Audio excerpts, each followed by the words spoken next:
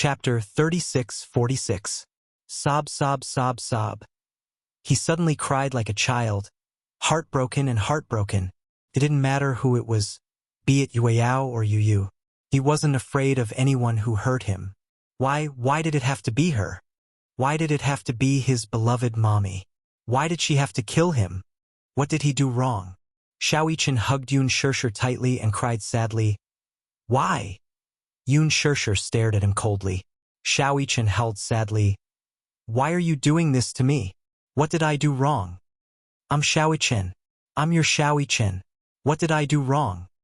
Mommy? You can't do this to me, you can't." The door to the secret room slowly opened. Gong Xiaoying strode in and saw the white-robed man standing expressionlessly with a crystal ball in his hand. He silently looked at Xiao Yichen, who was sitting on the chair. At that moment, Xiao Yichen was still immersed in his nightmare. He kept shaking his head as though he couldn't believe it. He muttered something under his breath. Gong Xiaoying listened carefully. He kept asking, Why? He stood up straight and looked at the white-robed man. He asked calmly, "How's the progress?" "Shoo." The white-robed man raised a finger, indicating for him to keep quiet. Gong Xiaoying controlled his temper and didn't say anything. The white-robed man said, "I've already created the scariest illusion for him. He won't be able to escape once he enters this illusion. No matter how strong a person's willpower was, it would be difficult to turn the situation around. Moreover, he was just a child." Gong Xiaoying's lips curled into a smug smile. However, he suddenly noticed that little Yichen's furrowed brows were gradually smoothed out. Even his lips were faintly arched. The white-robed man widened his eyes in surprise. What was going on? He seemed to be smiling. How could he smile so freely in such a dream? The white-robed man immediately raised the crystal ball and compared it to Mu Yichen's face. Through the crystal ball, he was able to peek into his dream. In the dream, it was still the same desolate scene. Xiao Yichen hugged Yun Shirshir so tightly that it was as if he was afraid that she would disappear. Even Yun Shirshir was flabbergasted. She didn't understand why he was still holding her so tightly when she hurt him like this. Xiao Yichen smiled, but tears continued to flow down his cheeks. When he opened his eyes, there were still a few drops of tears on his eyelashes. "Mommy, I missed you so much." When he said these words, all of the defensive lines were finally defeated. He didn't know if this was a dream or reality. He didn't know if the wounds on his body were fatal. He didn't know if he would die. He also didn't know if the person who stabbed him in the heart was his real mommy or a fake mommy. Even if it was fake, at least he could see her face. However, if he was really going to die, he greedily wanted to hug her for a moment longer. "Mommy, I missed you so much." As Xiao Yichen spoke, he choked up again. He forced himself to smile and said in a hoarse voice, "Take me home, okay?" Yun Shirshir was stunned and didn't say anything. "Mommy, I missed you so much. I also missed you, Yueyao and Daddy." Chapter 36:47. Xiao Yichen hugged her tightly and refused to let go. He was afraid. He was afraid that this would be the last time he would see Yun Shirshir. He was in a nightmare, so it was hard for him to realize that he was in a dream. The many wounds on his body were just an illusion. He really thought that he was about to die. Therefore, he only wanted to be able to hold her for a little longer before he died. If he died in his mommy's arms, he would have nothing to fear. Yun Shirshir froze all of a sudden. Yu and Yueyao, too, froze as if they were frozen in time. These three figures were all illusions created by the white-robed man. All of their actions were under the control of the white-robed man. They were frozen because the white-robed man did not know how to proceed with the hypnosis. He suddenly realized that Xiao Yichen was an extremely difficult person to deal with. Normally, even if one had extraordinary willpower, one would lose all hope and trust in life because of these cruel illusions. However, Xiao Yichen's thoughts were not affected by these illusions. What did this mean? This meant that Xiao Yichen trusted Yun Shirshir, Yun Tianyu, Yueyao, and Mu Yaja unwaveringly. What's going on? When Gong Xiaoying saw that the white-robed man had frozen, he reached out to push him. The white-robed man was immediately jolted awake. The moment he woke up, the hypnosis was also dispelled. Xiao Chen slowly woke up and slowly opened his eyes. As he did so, a teardrop slowly rolled down his face. However, when he saw everything before him, he was instantly jolted awake. Tears of joy. It was a dream. It must be a dream. He recalled that the white-robed man before him was the hypnotist that Gong Xiaoying had ordered to hypnotize him. Did this mean that the scenes he had seen earlier were all illusions in his nightmare? Xiao Chen had mixed feelings for a moment. He closed his eyes and opened them again. The panic and uneasiness in his eyes faded away and were replaced by an astonishing calmness and wisdom. "You want to hypnotize me?" Xiao Chen angrily said expressionlessly. "You want to create these illusions to seal my memories, right? So, you use memories were sealed under your hypnosis, right?" Gong Xiaoying's eyes widened in shock. Even the white-robed man beside him was shocked, speechless. "What's going on?" Gong Xiaoying looked coldly at the white-robed man and said angrily, "Didn't you say that your hypnosis skills have never failed before?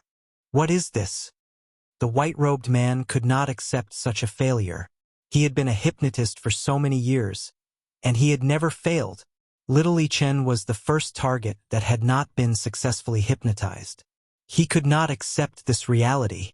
How is this possible? The ice on the white-robed man's face finally broke and a rare expression other than coldness appeared. Shock, surprise, and disbelief were all present. Gong Xiaoying was so angry that he laughed. "I want to ask you what's going on." The white-robed man shook his head and repeated, "This is impossible. Just now, I must have been disturbed. That's why this happened." Chapter 36:48. He continued coldly, "Gong Xiaoying, you don't deserve me to call you grandfather. You don't deserve mommy to acknowledge you as her father. How could you do such a cruel thing to me and you? Let me tell you, mommy knows how you treated you. She won't let you off." Gong Xiaoying was stunned and did not say a word. The white-robed man asked agitatedly, "How did you do it?" Xiao Chen looked at him and asked, "What? Don't tell me you didn't waver at all?"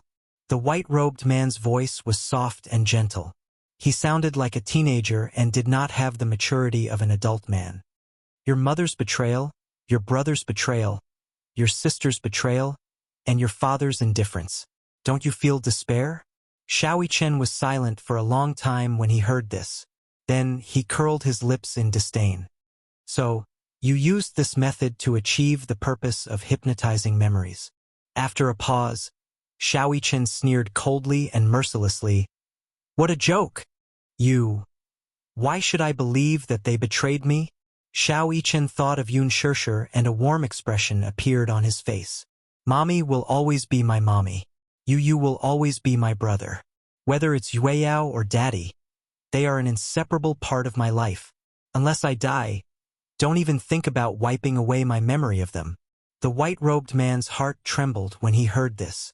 He did not expect Xiao Chen to have such strong willpower. Gong Xiaoying staggered when he heard this. After a short moment of daze, his eyes revealed a trace of admiration. "Very good." After he finished speaking, he turned around and left. The white-robed man looked at him with a complicated expression before he turned around and left as well. Mui Chen was left alone in the darkroom. His chest rose and fell for a long time before he finally calmed down. However, for a long time, he did not dare to close his eyes. He was worried that if he closed his eyes, he would dream of those unpleasant scenes again. "Mommy," Xiao Chen sighed softly. Yueyao, Daddy, you must wait for me to come back." When Lisa regained her consciousness, she found that she was also locked in a secret room. When she opened her eyes, there was a slanted skylight in the upper left corner. Through the skylight, she could vaguely make out that the sky was already slightly bright. It was dawn. How long had she been unconscious? About a few hours. Then, what about Mui Chen? Wasn't he locked there yet? At the thought of Xiao Chen, Lisa began to struggle excitedly. However, as she struggled, the rope became tighter and tighter. This knot was tied with a special technique. The more he struggled, the tighter it became. Lisa calmed down. She held her breath and concentrated, slowly shrinking her bones. Even the Gong Jie did not know that she had the ability to shrink her bones. In the past, when she was in the training camp, she was often locked up. Once she was locked up, she would not be able to eat or drink for a few days and nights. She was extremely hungry, so hungry that her eyes turned red. Thus, she learned how to escape from the cage. At first, the bars of the cage were not close to each other. At that time, she was thin and small, so she could escape from the cage easily. She stole some leftovers and returned to the cage. Later, when they changed to a stronger cage, she began to practice the ability to shrink her bones. She did not expect that she would really succeed. Chapter 36:49. Using the bone-locking spell, she quickly broke free from the ropes and tiptoed towards the door. However, she was surprised to find that the door wasn't locked with a combination lock, but was chained from the outside by a chain. She gently pushed the door open, and when she pushed it to the limit, there would be a gap between the two doors. Her hand was very small, and when she passed through the gap, she could just touch the lock. Lisa frowned and thought for a moment. Looking around, she didn't find any suitable tools. She suddenly thought of something and took off the earrings from her ears. The earrings were made of stainless steel, and she used some strength to roll the earrings into a long iron wire. Holding the lock with one hand, she aimed the tip of the iron wire at the lock cylinder. Just as she was about to pry the lock cylinder, she suddenly heard footsteps outside the door. She immediately retracted her little hand and leaned against the door, holding her breath in concentration. Until the footsteps gradually faded away, she patiently waited for a while before turning around. Her little hand stretched out and held the lock, using the iron wire to pry it open gently. In less than 3 seconds, a click was heard and the lock was unlocked. Lisa gently placed the lock to one side and carefully pushed open the door. The chain kept loosening, and with a clatter, it fell onto the ground. She heard hurried footsteps from not too far away. It was probably the movements here which had alarmed the people guarding the door or the surveillance cameras outside the door. Her actions had been discovered. Until the footsteps neared, she couldn't care less and kicked the door wide open. She came face to face with 2 fully armed mercenaries. These 2 mercenaries were 2 of the people guarding this island. Usually, they were her subordinates, even though Lisa was much younger than them. But when they saw her walking out from the door, they looked at each other in dismay and timidly retreated half a step. They were clear of their own abilities. Even if they were 2 strong grown men, the 2 of them together might not be Lisa's match. Lisa was young, but her ability was way above them. She was a true killing machine. They couldn't possibly be her match. Lisa swept a glance at them and said coldly, "I don't want to hurt you. Do as you see fit." When the 2 of them heard this, they were hesitant. Gong Xiaoying had ordered them to guard Lisa, and they didn't dare to defy him. However, they knew that they weren't Lisa's match. If they went up against her, they would only lose miserably. Moreover, after so many days of guarding the island and working with Lisa, they had developed feelings for each other. One of them suddenly drew out a dagger from his waist and made a cut on his shoulder. He picked a spot that could heal easily and stabbed twice. When Lisa saw this, she was a little surprised, but she immediately understood what he was doing. When the other person saw this, he immediately took out a short knife and imitated his previous action, stabbing his thigh a few times. They covered their wounds and say, "Lisa, we don't want to make things difficult for you. This is the best solution we can think of this. But there is something you must be clear. What was the consequence of betraying Master Gong? Don't act." Lisa was silent for a moment and asked softly, "Where is Master Gong keeping Xiao Chen?" Secret room A892. When Lisa heard this, she nodded and said softly, "Thank you." Chapter 36:50. The 2 men looked at each other and sighed. They sat down with their backs against the wall and silently wiped the blood from their wounds on their bodies. They also faked signs of an intense fight. Lisa found the secret door. There were 2 locks on the secret door. One was the iris recognition technology, and the other was the password lock. Only by identifying the correct iris could she unlock the second password lock. Lisa's iris was also recorded in the identification range. However, just as she squatted down, she could not help but have some doubts. Had Gong Xiaoying already replaced the iris recognition technology? If that was the case, the identification error would trigger the alarm. Lisa did not dare to act rashly. If the alarm mechanism was activated, the security forces on the entire island would gather immediately. At that time, it would be difficult for her and Mui Chen to escape. If she angered Gong Xiaoying, she might die. She was not afraid of death. She had seen so many deaths that she was already numb. However, even if she died, she had to bring Mui Chen back to use side safe and sound. There was a control panel for the alarm on the 3rd floor. Lisa thought for a moment and ran up to the 3rd floor. She nimbly avoided a few infrared defense checkpoints and came to the control panel. There were a total of 2 guards guarding it. Lisa leaned against the door and made use of the metal wire to easily break through the door. Before the 2 guards had time to react, she struck them with 2 karate chops and knocked them unconscious. She immediately cut off the alarm mechanism on the island and logged into the system to investigate the iris recognition range. Fortunately, as she had expected, her iris had already been removed from the recognition range by Gong Xiaoying's people. However, in the display of iris recognition, one of them came from the guard in charge of guarding the control panel. She squatted down and carried the guard horizontally. She walked as if she was flying and carried him to the door of the secret room without any effort. She opened his eyelids and matched his pupils with the iris recognition. The first lock was quickly connected. The guard showed signs of waking up, and Lisa immediately added another hand chop. At the same time, she cracked the second password lock as fast as she could and entered the secret room. Xiao Chen heard the commotion and looked up. When he saw that Lisa had broken through the door, he was so shocked that he almost suffocated. "Lisa!" he exclaimed in surprise. "You're all right." "Shoo!" Lisa signaled him to be quiet and immediately walked over. She took out the dagger on the guard's body and cut the rope on his body. The rope was very strong. Even with a sharp dagger, it would take a lot of effort to cut it. Xiao Chen broke free from the rope and finally regained his freedom. He said worriedly, "We'd better leave this place immediately." But how could he leave? This was an extremely thorny problem. This was an isolated island in the middle of the sea. It was like a cage surrounded by the sea. How was he supposed to leave? Lisa said, "I know how to operate the yacht. There is some food and fuel on the yacht. It should be enough for us to get out of here." Xiao Chen hurriedly nodded. "Then we'll leave immediately. To be safe," Lisa continued, "we'd better inform Master Jie in advance. In case of any accidents, he can come to our aid immediately." "How do we inform him?" "The yacht should have a radio that can connect to Master Jie's satellite phone." Xiao Chen nodded. He admired Lisa's calmness and decisiveness. Chapter 36:51.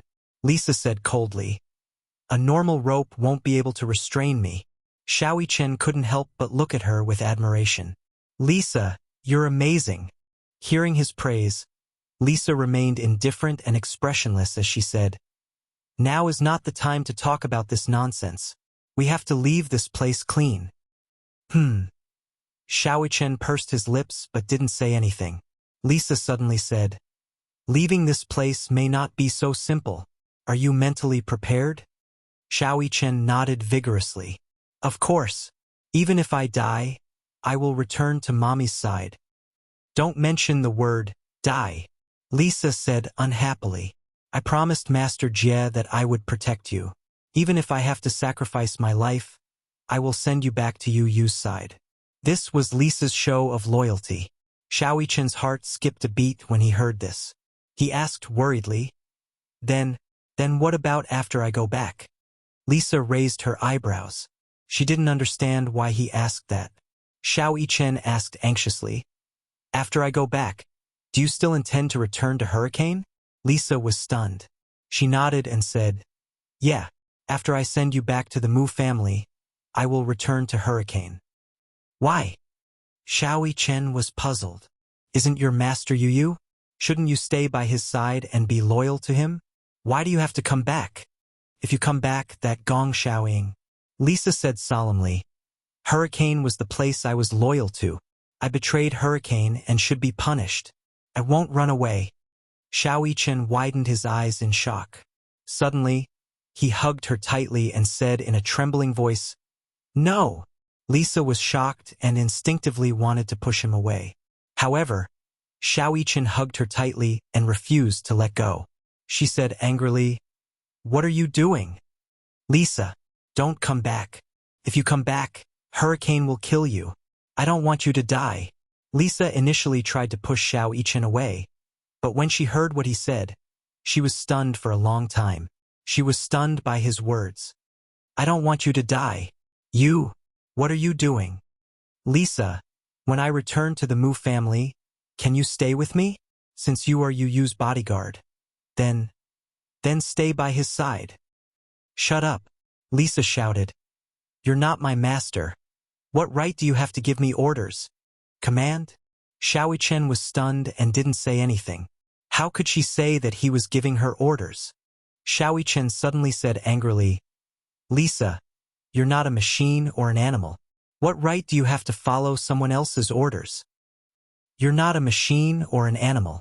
What right do you have to follow someone else's orders?" In the past, no one had ever said that to her. You also have a life. You can also have your own personal will. Why do you have to follow someone else's orders? Even you has never ordered you around like a machine. Why do you think so lowly of yourself? What betrayal! Hurricane has always been using you. Why are you willing to be used by others? Why are you willing to be used by others? Chapter 36:52. Lisa suddenly smiled bitterly. She said indifferently, "I was born to be a killing machine. My life has never been in my control. That's why I don't have a will." Xiao Yichen asked anxiously, "How can that be? Don't you have a dream? Have you never thought about what your life will be like?" "My life? You'll grow up. When you grow up, you'll be like my mommy. You'll have a job that you'll be satisfied with. Maybe you'll even find a man you love and have children with him. Have you never thought about these?" When Lisa heard this, she couldn't help but feel a little dazed. She shook her head sincerely without any expression on her face. "I've never thought about it." She had also fantasized about her future. Perhaps she would lose her life in order to protect her master. Perhaps she would kill countless people in order to complete her mission. She had also thought about what would happen if she left Hurricane one day. However, she didn't know what her fate would be if she left Hurricane. For as long as she could remember, she had been treated like a killing machine. To her, human lives were just cold numbers without any warmth. She was already numb to it. She even thought that life was just like that. To kill and to be killed. To live and to die. It was just a matter of a single thought. Perhaps her life would come to an abrupt end at that moment. Xiao Yichen said indignantly, "Life can be beautiful. Lisa, give up on Hurricane. Stay with us." Lisa fell into a state of hesitation. While she was deep in thought, she suddenly heard some strange movements outside the door. She immediately regained her senses and held his shoulder. "Now's not the time to talk about this. Let's get out of here." "Okay." Xiao Yichen immediately stood up as well. However, he had already made up his mind. No matter what, he would not let Lisa return to Hurricane. Xiao Yichen was walking towards the door when Lisa turned around and suddenly shouted, "Wait! Don't rush out." "What's wrong? Come here." Lisa walked to the front of a secret door. She reached out her hand and gently pressed on an area. She heard the sound of machinery operating and the faint sound of gears churning. Then, a large part of the originally bare wall caved in. Then, a row of weapon racks slowly rose from the bottom, displaying all kinds of weapons. There were submachine guns, sniper rifles, grenades, flash bombs, and some melee weapons. Lisa walked to the weapon rack and pinned a defensive master and a desert eagle to her waist with an expressionless face. Xiao Yichen walked over as well. He casually picked up a Nepalese army knife and slung an entire magazine over his back. He then picked up a revolver and an M4A1, only to see that Lisa had already slung an AK-47 over her shoulder. "So valiant. The recoil of the AK-47 was very strong. He still found it hard to believe that Lisa, who was so thin and weak, could handle a gun with such a strong recoil. Lisa realized that Xiao Chen was secretly looking at her. She said coldly, "What are you looking at? Do you have to use such a valiant gun?" Lisa ignored him and took out a few more grenades and stun grenades and buckled them on her waist belt. She asked, "Are you ready?" Xiao Chen nodded. "Don't you need a bulletproof vest?" "No." Chapter 36:53. Bullets at close range could even penetrate a wall, let alone a bulletproof vest. Hence, no matter how tough a bulletproof vest was, it would be useless in front of these bullets. Lisa had never used a bulletproof vest. To her, life and death depended on who had the most accurate, stable, and fast marksmanship. Whoever killed first would be the first to die. Lisa was also taking a gamble. Would Gong Xiaoying's men really shoot Xiao Chen? Gong Xiaoying had always been cold and ruthless. Even a vicious tiger would not eat its cubs. No matter what, he would not shoot his own grandson, right? Lisa handed Xiao Chen a pair of goggles and said to him, "Put this on." "Why?" Lisa said, "It's to prevent flashbangs." Xiao Chen put on the goggles. Lisa said to Xiao Chen, "Let's go." Xiao Chen nodded. Xiao Chen was a little surprised as he followed behind Lisa. He had seen many tough guys in the special training camp, but he had never seen a girl like Lisa. She was so young, but she was so courageous. She was simply cool. Xiao Chen could not help but look at her with admiration, just like a little fan. Lisa shouted, "What are you waiting for?" With the AK-47 in her arms, she walked to the door, raised her leg, and kicked the door wide open. As the door opened, she casually threw out a flash grenade. With a strange sound, the grenade exploded.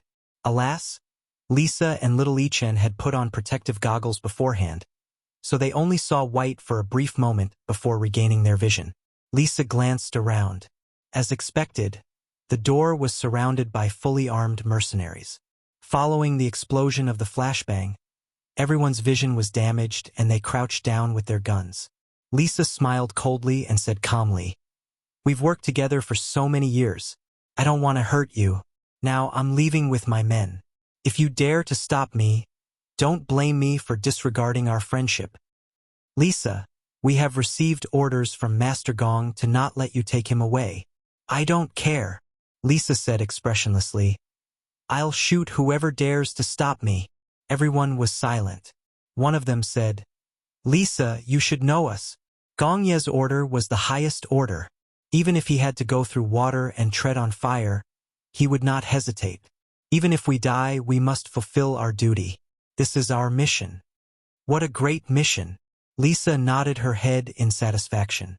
She pulled the trigger and aimed at the mercenary's thigh. Bang! She fired. The bullet penetrated the muscle of his thigh.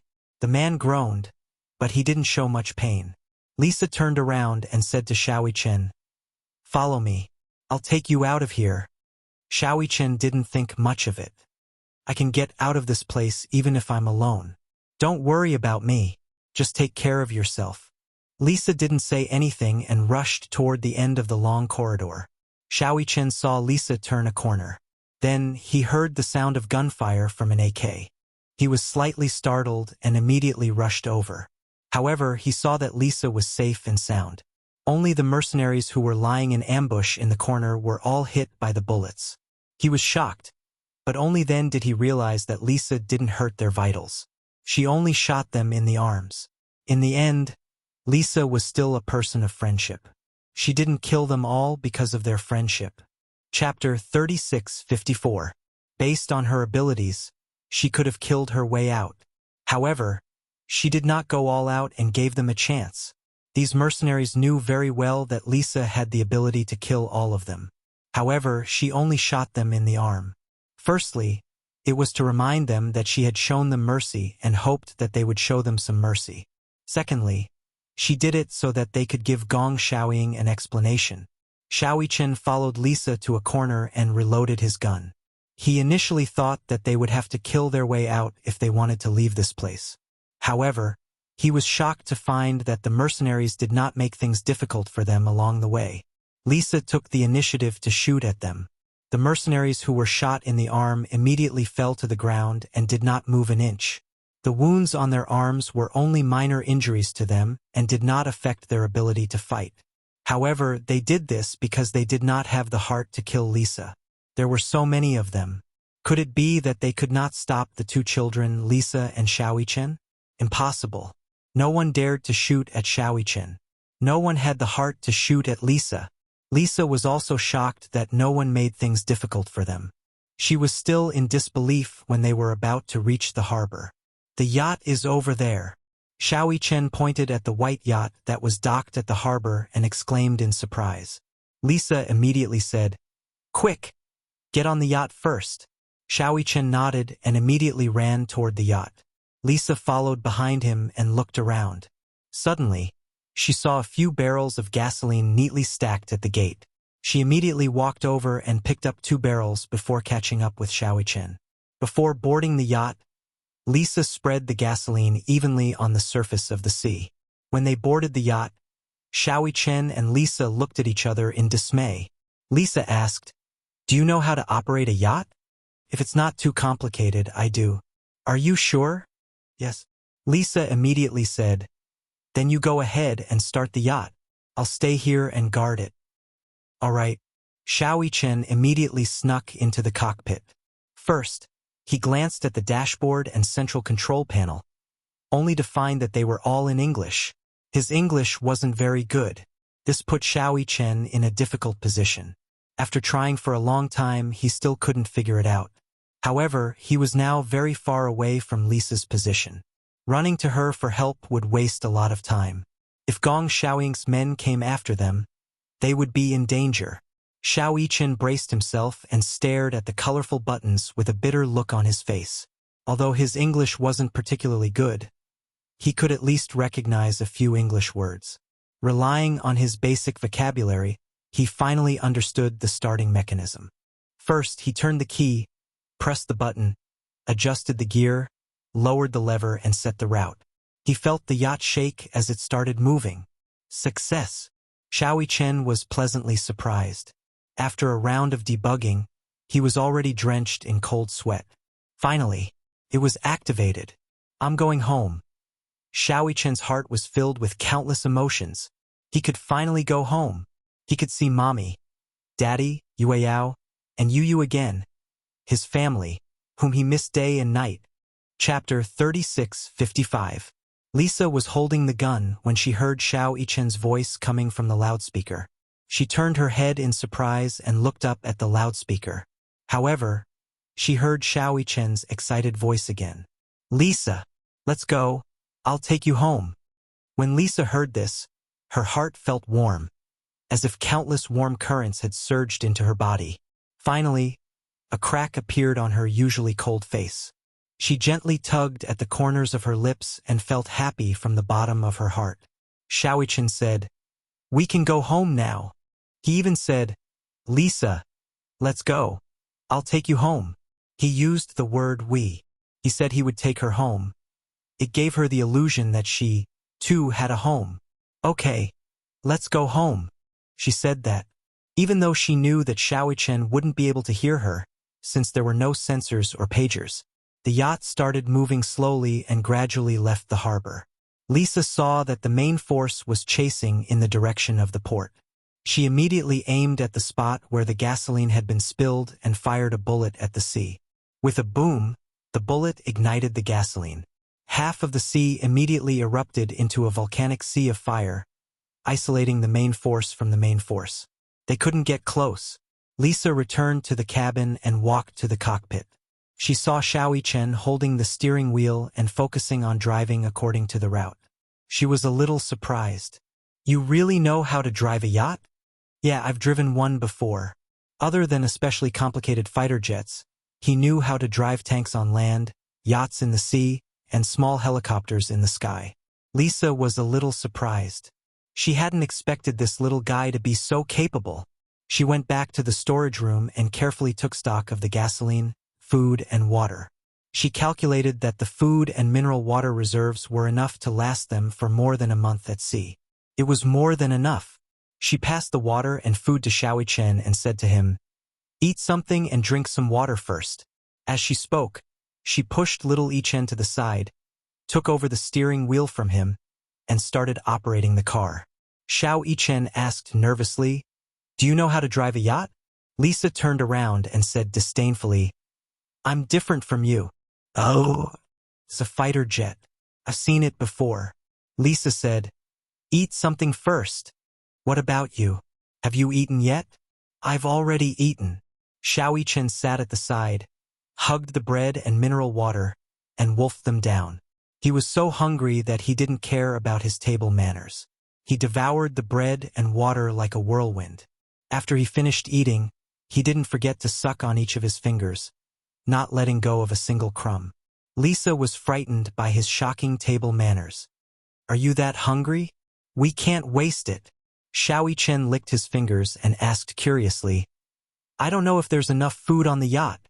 "Don't worry, a month won't be a problem." When Xiao Chen heard this, he couldn't help but feel suspicious. "Are you sure you're calculating based on my appetite?" Lisa was speechless. "I have to eat at least 4 pieces of bread a day. That's the standard." "Are you a pig? How can you eat so much?" Lisa snorted and said, "There's a lot of compressed energy biscuits on the yacht. It's enough for you." Chapter 36:56. On the island, Gong Xiaoying stood by the port and looked at the raging fire on the sea. The mercenaries were flying helicopters in the sky to extinguish the fire. The waves were strong and the wind swept up the flames, causing a heat wave to hit them. A man in a suit rushed over to Gong Xiaoying. "Master Gong, the wind is too strong here.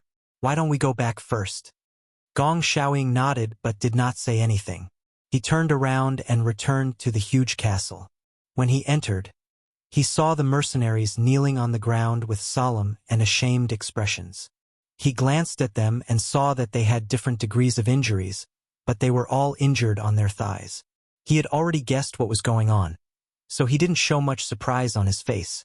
"Are the 2 kids hurt?" he suddenly asked coldly. The group shook their heads. How would they dare to hurt little Chen? And how could they bear to hurt Lisa? Gong Xiaoying asked sternly again, "Are you sure?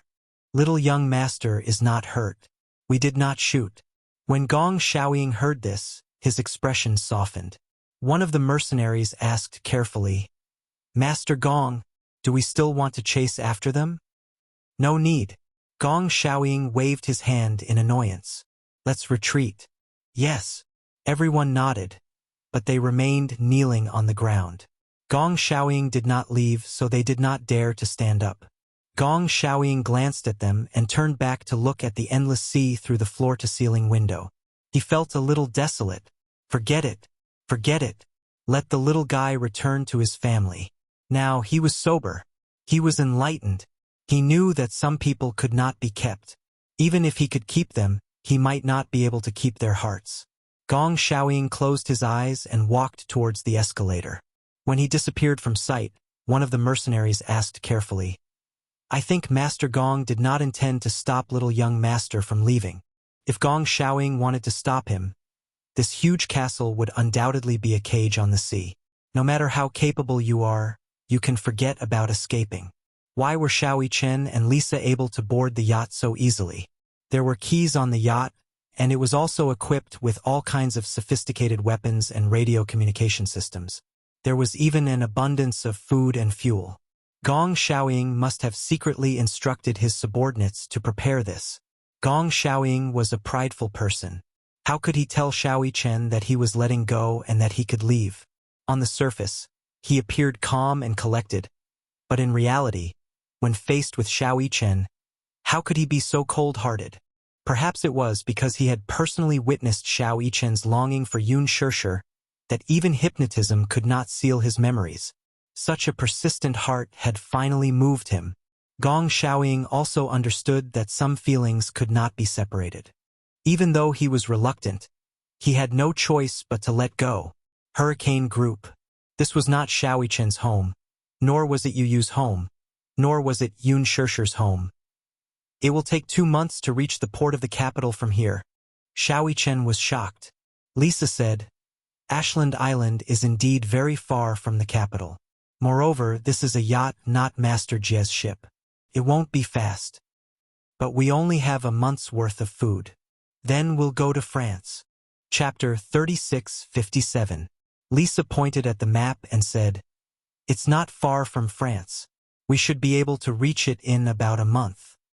As she said this, she patted Xiao Chen's shoulder heavily and said, You have to be a little more frugal. The food reserves will last us for 2 months. I've calculated that if we only eat 4 pieces of bread a day, we can last for 2 months. Water is not a problem. 4 pieces of bread a day.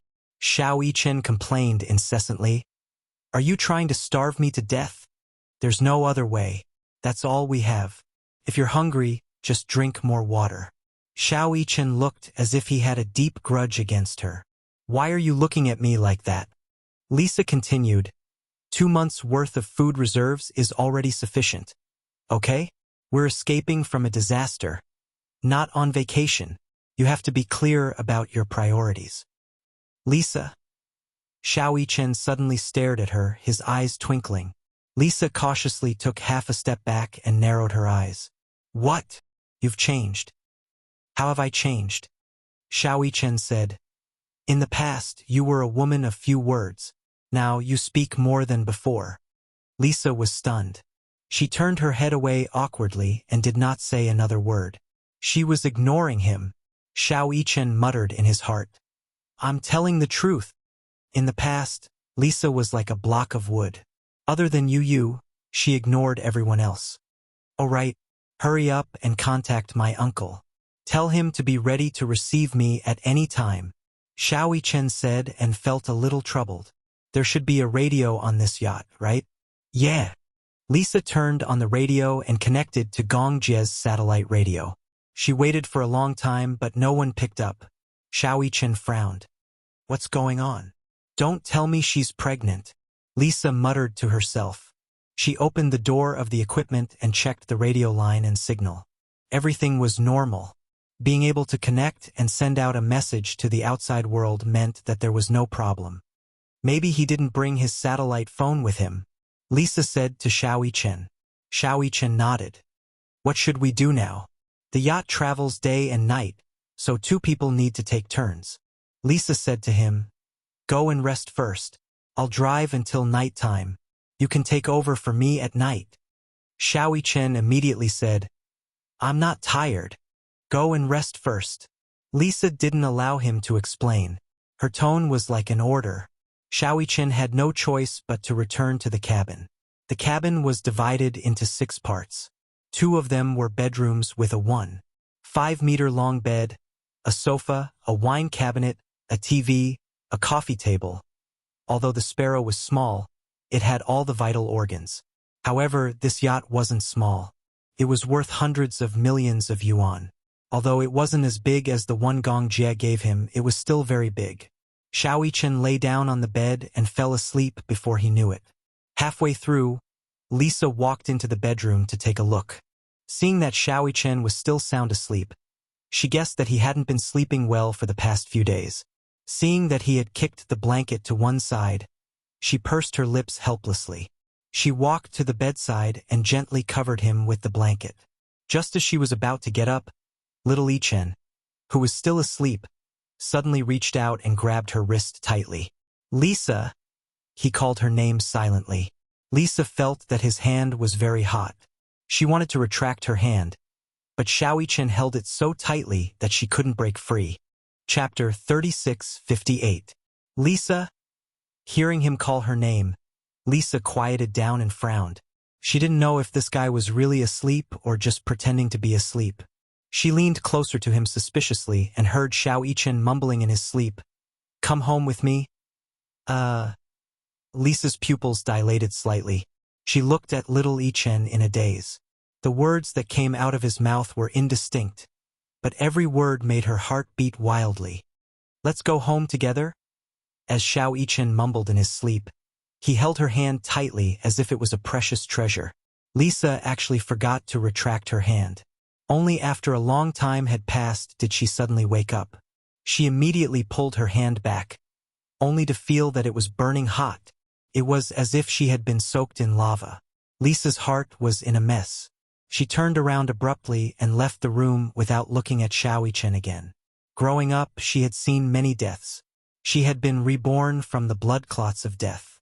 She had stepped on countless corpses of her companions to survive until now. She had never dreamed of having a family. However, this guy was now saying to her, "Lisa, let's go home together." Her heart was beating wildly all of a sudden. Lisa returned to the cockpit. The yacht was on autopilot. She canceled the autopilot and started to control the yacht according to the route. According to the schedule, she was supposed to wake Muichen up. However, seeing that he was sleeping so soundly, she didn't have the heart to wake him up. Let him sleep for a while more. She could still hold on for one more night. Lisa looked at the sea quietly. However, at this moment, her heart was like the calm sea. Underneath the surface, there were turbulent waves. When Xiaoyichen woke up, he sat up on the bed and looked out the window. The sky was already turning bright. It was already dawn. It was already dawn. He was a little stunned. Was it already the next morning? Why didn't Lisa wake him up? What happened? Burning with anxiety, he got out of bed and rushed to the cockpit with his messy hair. However, he saw Lisa sitting on the side. The yacht was on autopilot. She was drinking milk and eating hardtack. When she heard footsteps, she turned around and was surprised to see Muichen walking out with his messy hair. "You're awake? Why didn't you wake me up?" "Oh, I saw that you were sleeping so soundly that I couldn't wake you up no matter how hard I tried. So I just didn't bother." As Lisa spoke, she took another bite of the hardtack. The hardtack was very hard, and when he bit into it, crunching sounds could be heard. Xiaoyichen looked at the dashboard and clicked on the yacht's autopilot mode. Lisa explained, "The yacht is set to autopilot mode, but someone has to guard it to prevent any accidents." He ruffled his hair in frustration and said to Lisa, "Go and rest. Okay, wait for me to finish eating." Lisa finished her hardtack and stood up. She said to him, "I'm going to sleep. Wake me up in the evening." Xiaoyichen immediately said, "I won't wake you up. You can sleep a little longer. It's okay." Lisa turned around and smiled at him. "My biological clock is very punctual. I'll wake up on my own at that time." With that, she left the cockpit. Xiaoyichen was still stunned on the spot. Lisa rarely smiled. However, she had just smiled at him. Chapter 36:59. Xiaoyichen remained rooted to the ground. Lisa rarely smiled. However, she had smiled at him just now. Xiaoyichen's heart thumped wildly. He pretended to be calm as he sat in his seat. He was still in a daze. So, Lisa's smile was so beautiful. While Xiaoyichen was still in a daze, the door opened again.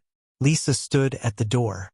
Seeing him in a daze, she frowned and asked, "Are you still asleep?" "No."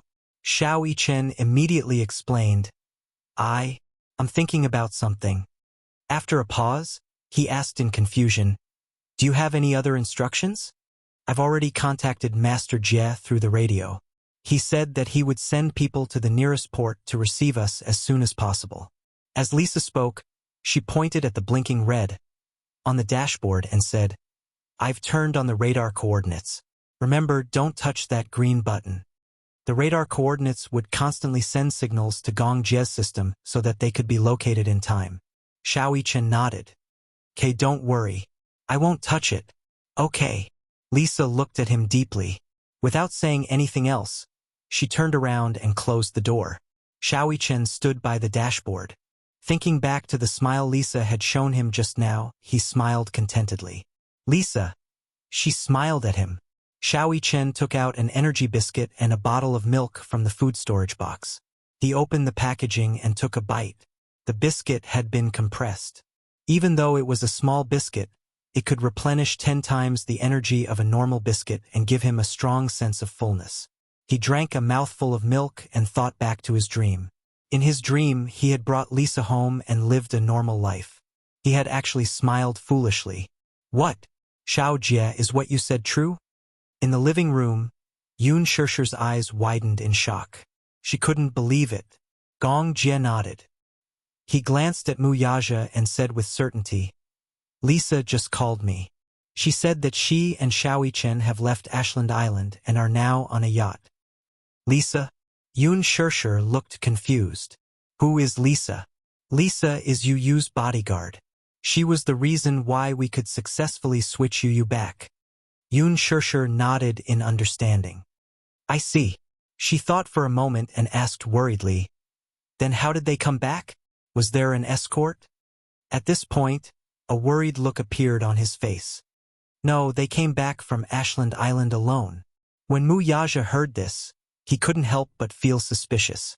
He asked worriedly, How could it be just the two of them? Isn't that very dangerous? There were too many uncertainties at sea. It was hard to imagine if the two of them could successfully and safely arrive on a yacht without anyone's help. Gong Jie immediately comforted him. I may not believe others, but I definitely believe in Lisa. She's not an ordinary child. You can rest assured. Child? Lisa is a child. Yun Shirshir became even more uneasy. 2 children? Gong Jie, how can I rest assured with 2 children? What if something happens? His lips curled into a confident smile. Sis, trust me. Okay? I've already sent people to help them. I'll be there as soon as possible to meet up with the 2 little guys. Chapter 3660. Lisa. Lisa? When Lisa woke up in a daze, she saw Xiao Yichen's warm smile. She sat up nervously, leaned against the wall, and stared at him a little defensively. What are you doing? She looked out of the window and woke up. She rubbed her eyes and asked, Did you change the guard? No. Xiao Yichen winked at her mysteriously. I caught something good. Lisa followed Xiao Yichen to the deck. He took out a charcoal stove from somewhere and lit it up. Then he set up a barbed wire net. 2 huge fish lay on top of it. As the meat was cooked, it emitted a tempting aroma. Fish? Yes. I don't know what kind of fish it is, but I think the meat of the fish should be edible. Lisa frowned. Indeed, not only was the meat of the fish fresh and tender, but it was also suitable for grilling. However, some sea fishes were poisonous and inedible. Lisa walked over and identified it. She often sailed on the sea, so she recognized it at a glance. This is a salmon. Salmon? Xiao Yichen didn't know what a salmon was. He was only concerned about one thing. Can it be eaten?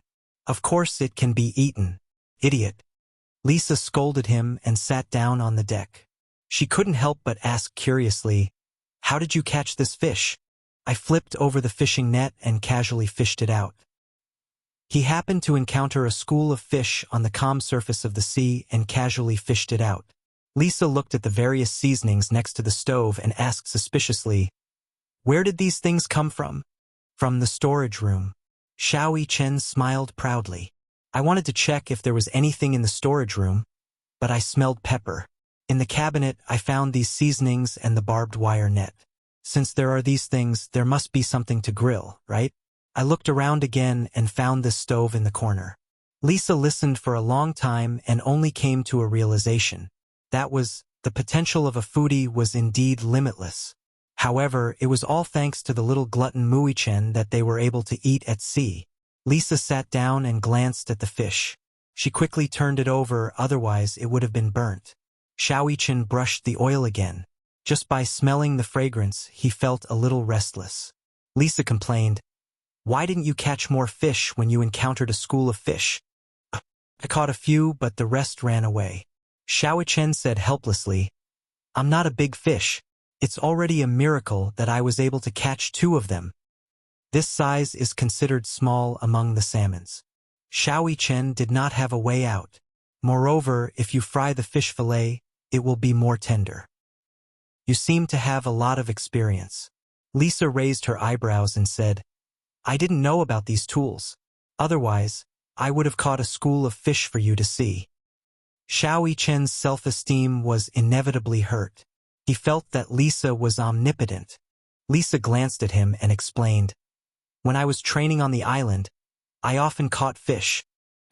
Xiaoqian glanced at her and suddenly said curiously, "Actually, I have a question, but I don't know if I should ask." Huh? Chapter 3661. You said that you were born as an assassin and received a lot of cruel training. Are you the only one? Yes. Then, Xiaoqian hesitated. Don't you feel lonely if you're the only one? Lisa was taken aback and looked at him in surprise. This was the first time in her life that someone had asked her such a question. Lonely? Xiaoqian nodded and looked at her seriously. If you're alone, there's no one to talk to, no one to play with, won't you feel lonely? As she said this, she couldn't help but recall that when they were young, Mu Yaja was busy. At that time, Mu Wanru was not close to him either. He liked to lock himself in his little world and talk to the toys, the walls, and even the air. He would imagine other people sitting in front of him and talking to themselves. He enjoyed himself. It was really lonely to be alone. When Lisa heard this, she frowned and remained silent for a long time. Just when Xiaoqian thought that she was going to avoid the question, she said in a low voice, "At that time, I didn't know what loneliness was.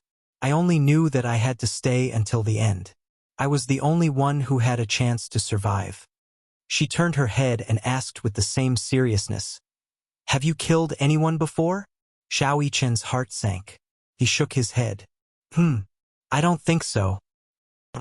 Lisa lowered her head and looked at the grilled fish on the barbed wire fence.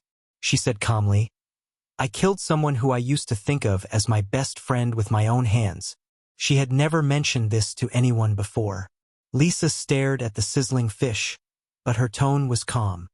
At that time, there were only 2 children and me left in the base camp. We were locked in the same cage. I told him that even if we were to die together, I wouldn't do anything to him. He said the same thing to me. At that time, only 1 out of 100 children had the chance to walk out of the cage. When there were only 10 children left, the other 8 children did not dare to do anything to her. Hence, they were prepared to kill the boy. She finally stood up, picked up the knife, and killed the 8 children. She walked to him covered in blood, sat down, and said to him, "Only 1 child can walk out of here. Either you die or I die. But I won't kill you. What about you? Will you kill me?" The boy shook his head firmly and said, "I won't." Then, Lisa held his hand and smiled at him. "Even if we die together, don't betray me, okay?" The boy smiled back at her. That night, she slept very lightly. She only felt a black shadow walking to her side. Even with her eyes closed, she could feel the dazzling light of the dagger under the moonlight. She opened her eyes and almost subconsciously flipped her hand over to pin the person under her. When she saw his face clearly, she fell to the wall in disappointment. It was him. They had clearly agreed that even if they were to die together, they would not betray each other. However, he chose to betray him and decided to make a move on her in her sleep.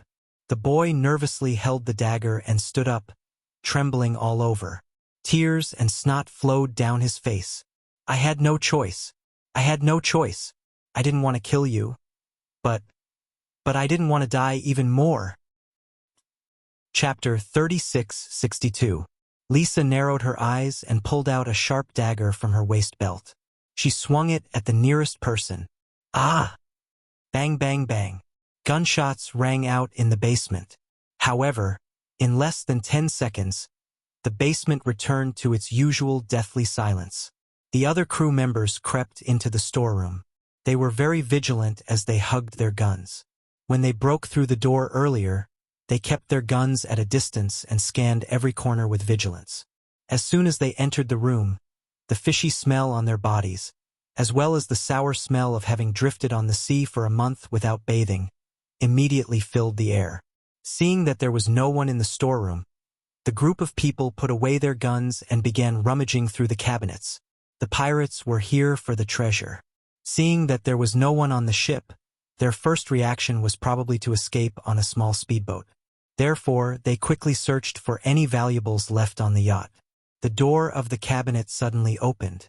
Everyone immediately became alert. Before they could raise their guns, an unknown grenade was suddenly thrown out. The group of people looked at each other and glanced at each other curiously. However, the flash grenade exploded all of a sudden. Poof! In such a small room, the flash grenade exploded all of a sudden. The strong sense of dazzling light blinded everyone's eyes. Shit! It's a grenade! While the group of people were wailing like ghosts and howling like wolves, Wuxia, who was wearing a pair of goggles, flipped out of the cabinet with an M4A1. He knelt on one knee and fired a series of shots at the crowd. Da-da-da. In an instant, a large number of corpses fell on the floor. Wuxia stood up and walked over. He examined the corpses one by one. Those who were still moving their eyeballs were shot directly in between their eyebrows. The other people in the cabins on the second floor heard the gunshots from the storeroom on the first floor. They looked at each other and immediately rushed to the storeroom. They waved the smoke away and walked in to take a look. There was a river of blood. What's going on? The group of people obviously did not expect such an unforeseen event. Just as they were panicking, the ceiling of the storage room was suddenly pulled open, and a Gatling gun poked in. Lisa crouched on top of the roof and aimed her Gatling gun at the cabin. She fired at the cabin. Da-da-da-da. A few minutes later, the world returned to silence. After meeting with Wuxia, Lisa carefully stepped into the room. She held the dagger in her hand and examined the corpse on the floor. At that moment, the smell of blood in the room was extremely thick. The two of them looked at each other. After confirming that all the pirates had been killed, Lisa and Wuxia put away their daggers and left the cabin, locking the door behind them. At night, Wuxia and Lisa dragged all the corpses to the deck. After making sure that there was no one left behind, they threw the corpses into the sea. Lisa wore a diving suit and dived into the sea. After cleaning up all the corpses on the propeller, Lisa climbed onto the yacht and gestured to the cockpit. Wuxia pushed the starting lever and the propeller was successfully restored. She then heaved a sigh of relief. Using the radio, Lisa sent out a distress signal. Looking at the route map, she saw that the storm was still ongoing. She had a headache and held her forehead. I wonder when the storm will pass. Chapter 3663.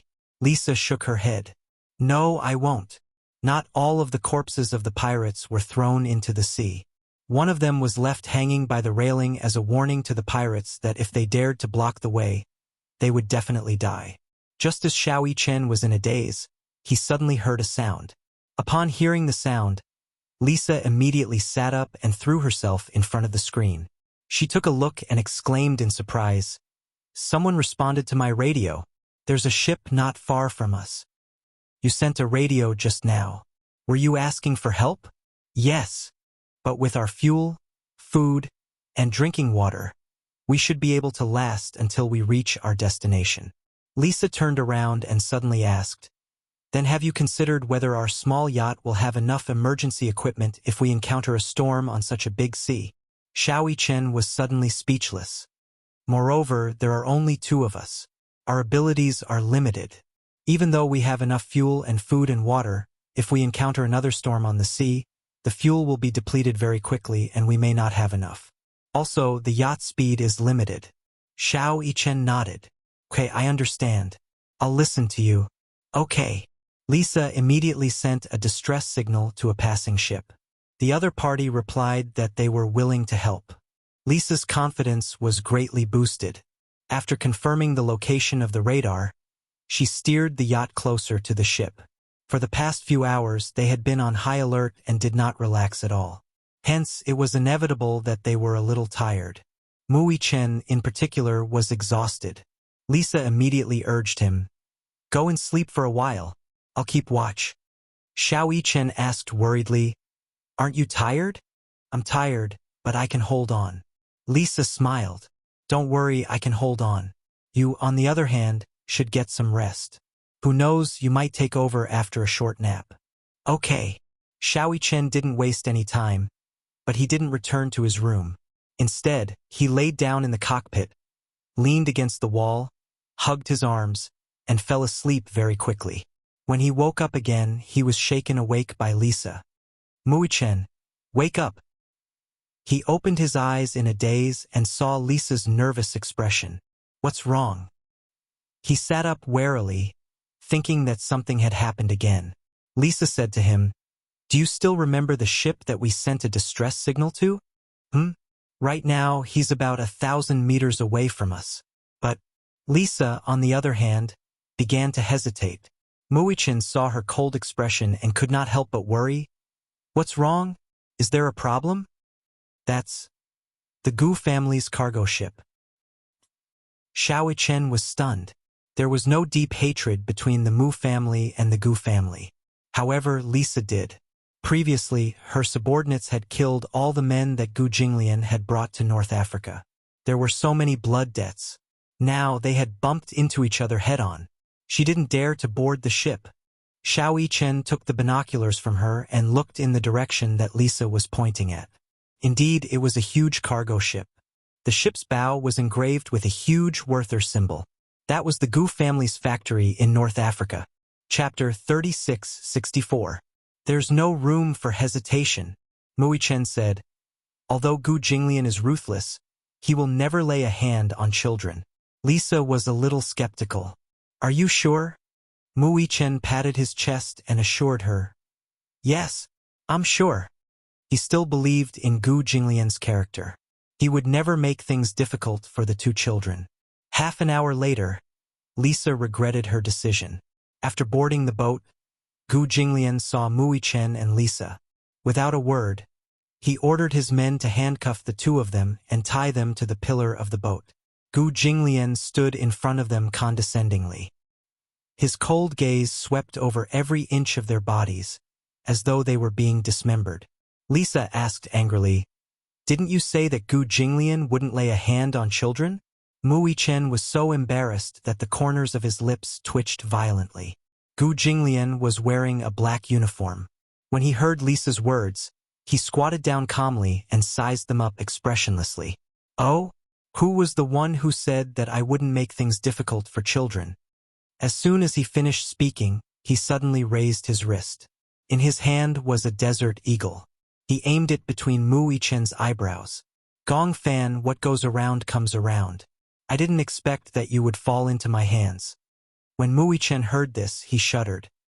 He hurriedly said, "Young Master Gu, you've misunderstood.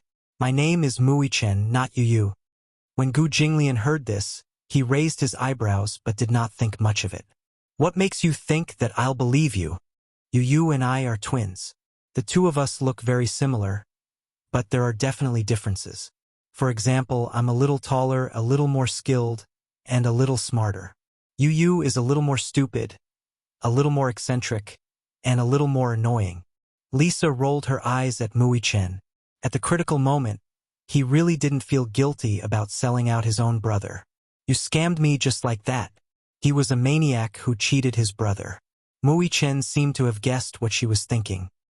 He turned his head and said angrily, "That's right. Why should you pay for his debt?" Gu Jinglian thought that this little guy was a little interesting. He didn't really want to kill the two children. Just as Muichin had said, no matter how ruthless Gu Jinglian was, he would not lay his hands on the two children. This was not his style of doing things. However, he had been so miserably tricked by the hurricane in North Africa that he could not let this matter rest. Furthermore, Gu Jinglian really thought that Muichin was Yun Tianyu, so he wanted to tease him. Seeing Gu Jinglian's cold gaze on him, Muichin immediately said, "Master Gu, are you sure you want to kill us? My daddy is not to be trifled with. If you dare to do anything and something happens to me, my daddy will be very angry. My mommy will also fight it out with you." Gu Jinglian could not help but ask coldly, "You said that you're good at fighting. Let's have a spar. If you're really that good, I'll let you off and bring you back to the capital safe and sound. What do you think? Spar with you?" Gu Jinglian smiled gracefully. "I don't fight." Xiao Chen. Lisa could not help asking, "Who will you spar with then?" Gu Jinglian stood up and snapped his fingers. Hanji. Chapter 3665. Xiao Chen gulped. To be honest, if he were to fight with such a big guy, would his head be smashed into pieces with a single punch? Gu Jinglian smiled. "If you admit defeat, I'll throw you both back into the sea." Lisa immediately said, I'll fight him. Gu Jinglian smiled and said, if you fight, it'll be considered as admitting defeat. He was well aware of Lisa's capabilities. Even though she was small in stature, she would definitely have the upper hand against Hanji. However, this was Mui Chen. He had long heard that Mu Yaja had 2 sons. Among them, the eldest was the most skilled. He would like to experience it for himself. After a pause, he turned to look at Mui Chen and said meaningfully, as a man, surely you wouldn't let your girl fight, right? Lisa's face turned red when she heard this. She stammered, what are you talking about? Who's his girl? Xiao Chen said disdainfully, do you think I'm afraid? Untie me and I'll fight him. When Gu Jinglian heard this, he couldn't help but look at him in a different light. He gestured with his eyes and his subordinate immediately walked over to untie Mui Chen. Mui Chen stood up and moved his wrists and restraints a little before he got into a fighting stance. Lisa saw this and said worriedly, Mui Chen, don't force yourself. I'll be fine, don't worry. Mui Chen snorted coldly and turned to look at Han Ji. He gestured provocatively at him with his finger and said, go ahead. Han Ji saluted with his fists clenched. When he clenched his fists, his sandbag-sized fists immediately produced a crisp and powerful sound. Xiao Chen didn't back down at all. He got into a fighting stance. His stance was a standard fighting stance. Gu Jinglian retreated to one side. With a cigarette in his mouth, he watched the fight coldly. Ha! Hanji hollered, raised his fist, and pounced on Mui Chen like a wolf.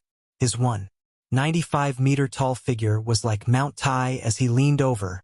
Like a ghost, little Li Chen nimbly dodged the attack and appeared behind him. With a leap, he aimed a horizontal kick at the man's ribs. With his back facing Xiao Chen, Hanji grabbed onto his leg tightly. Xiao Chen was shocked. He wanted to break free, but there was no chance for him to do so. In a flash, he bounced up from the ground and swept his other leg towards Hanji's face like a whirlwind. Bang!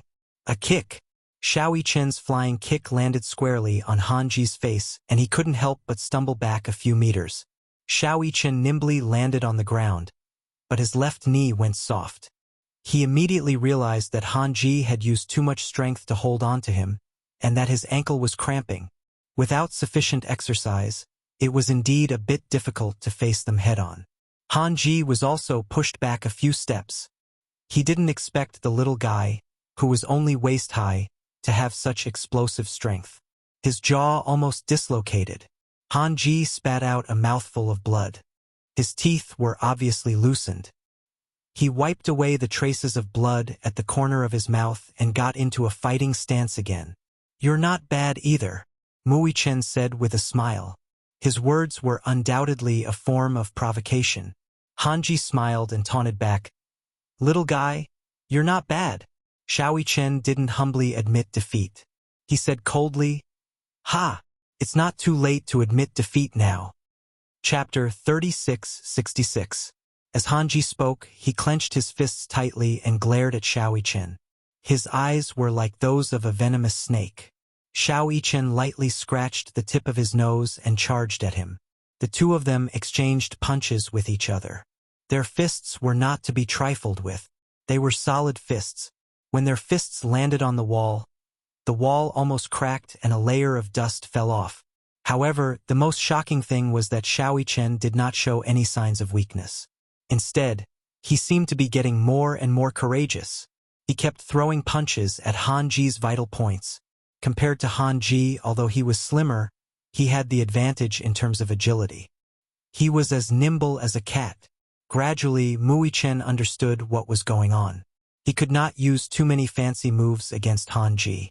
Hence, he gave up on horizontal kicks, flying kicks, and high kicks.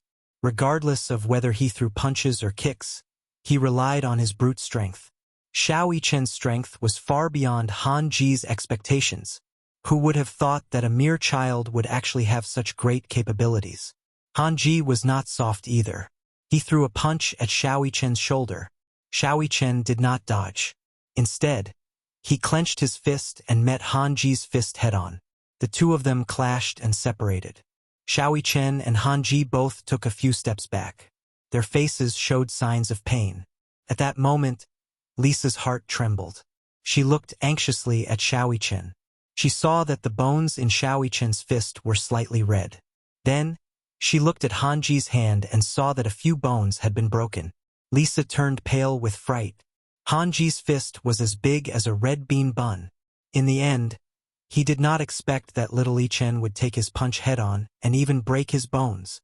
Lisa suddenly felt that Xiaoyichen's strength was too frightening. He had hidden his strength well. Perhaps in terms of skill, she was slightly better than Xiaoyichen, but in terms of strength, there was a huge difference. Hanji's fighting skills weren't too complicated, but each of his punches and kicks were very solid.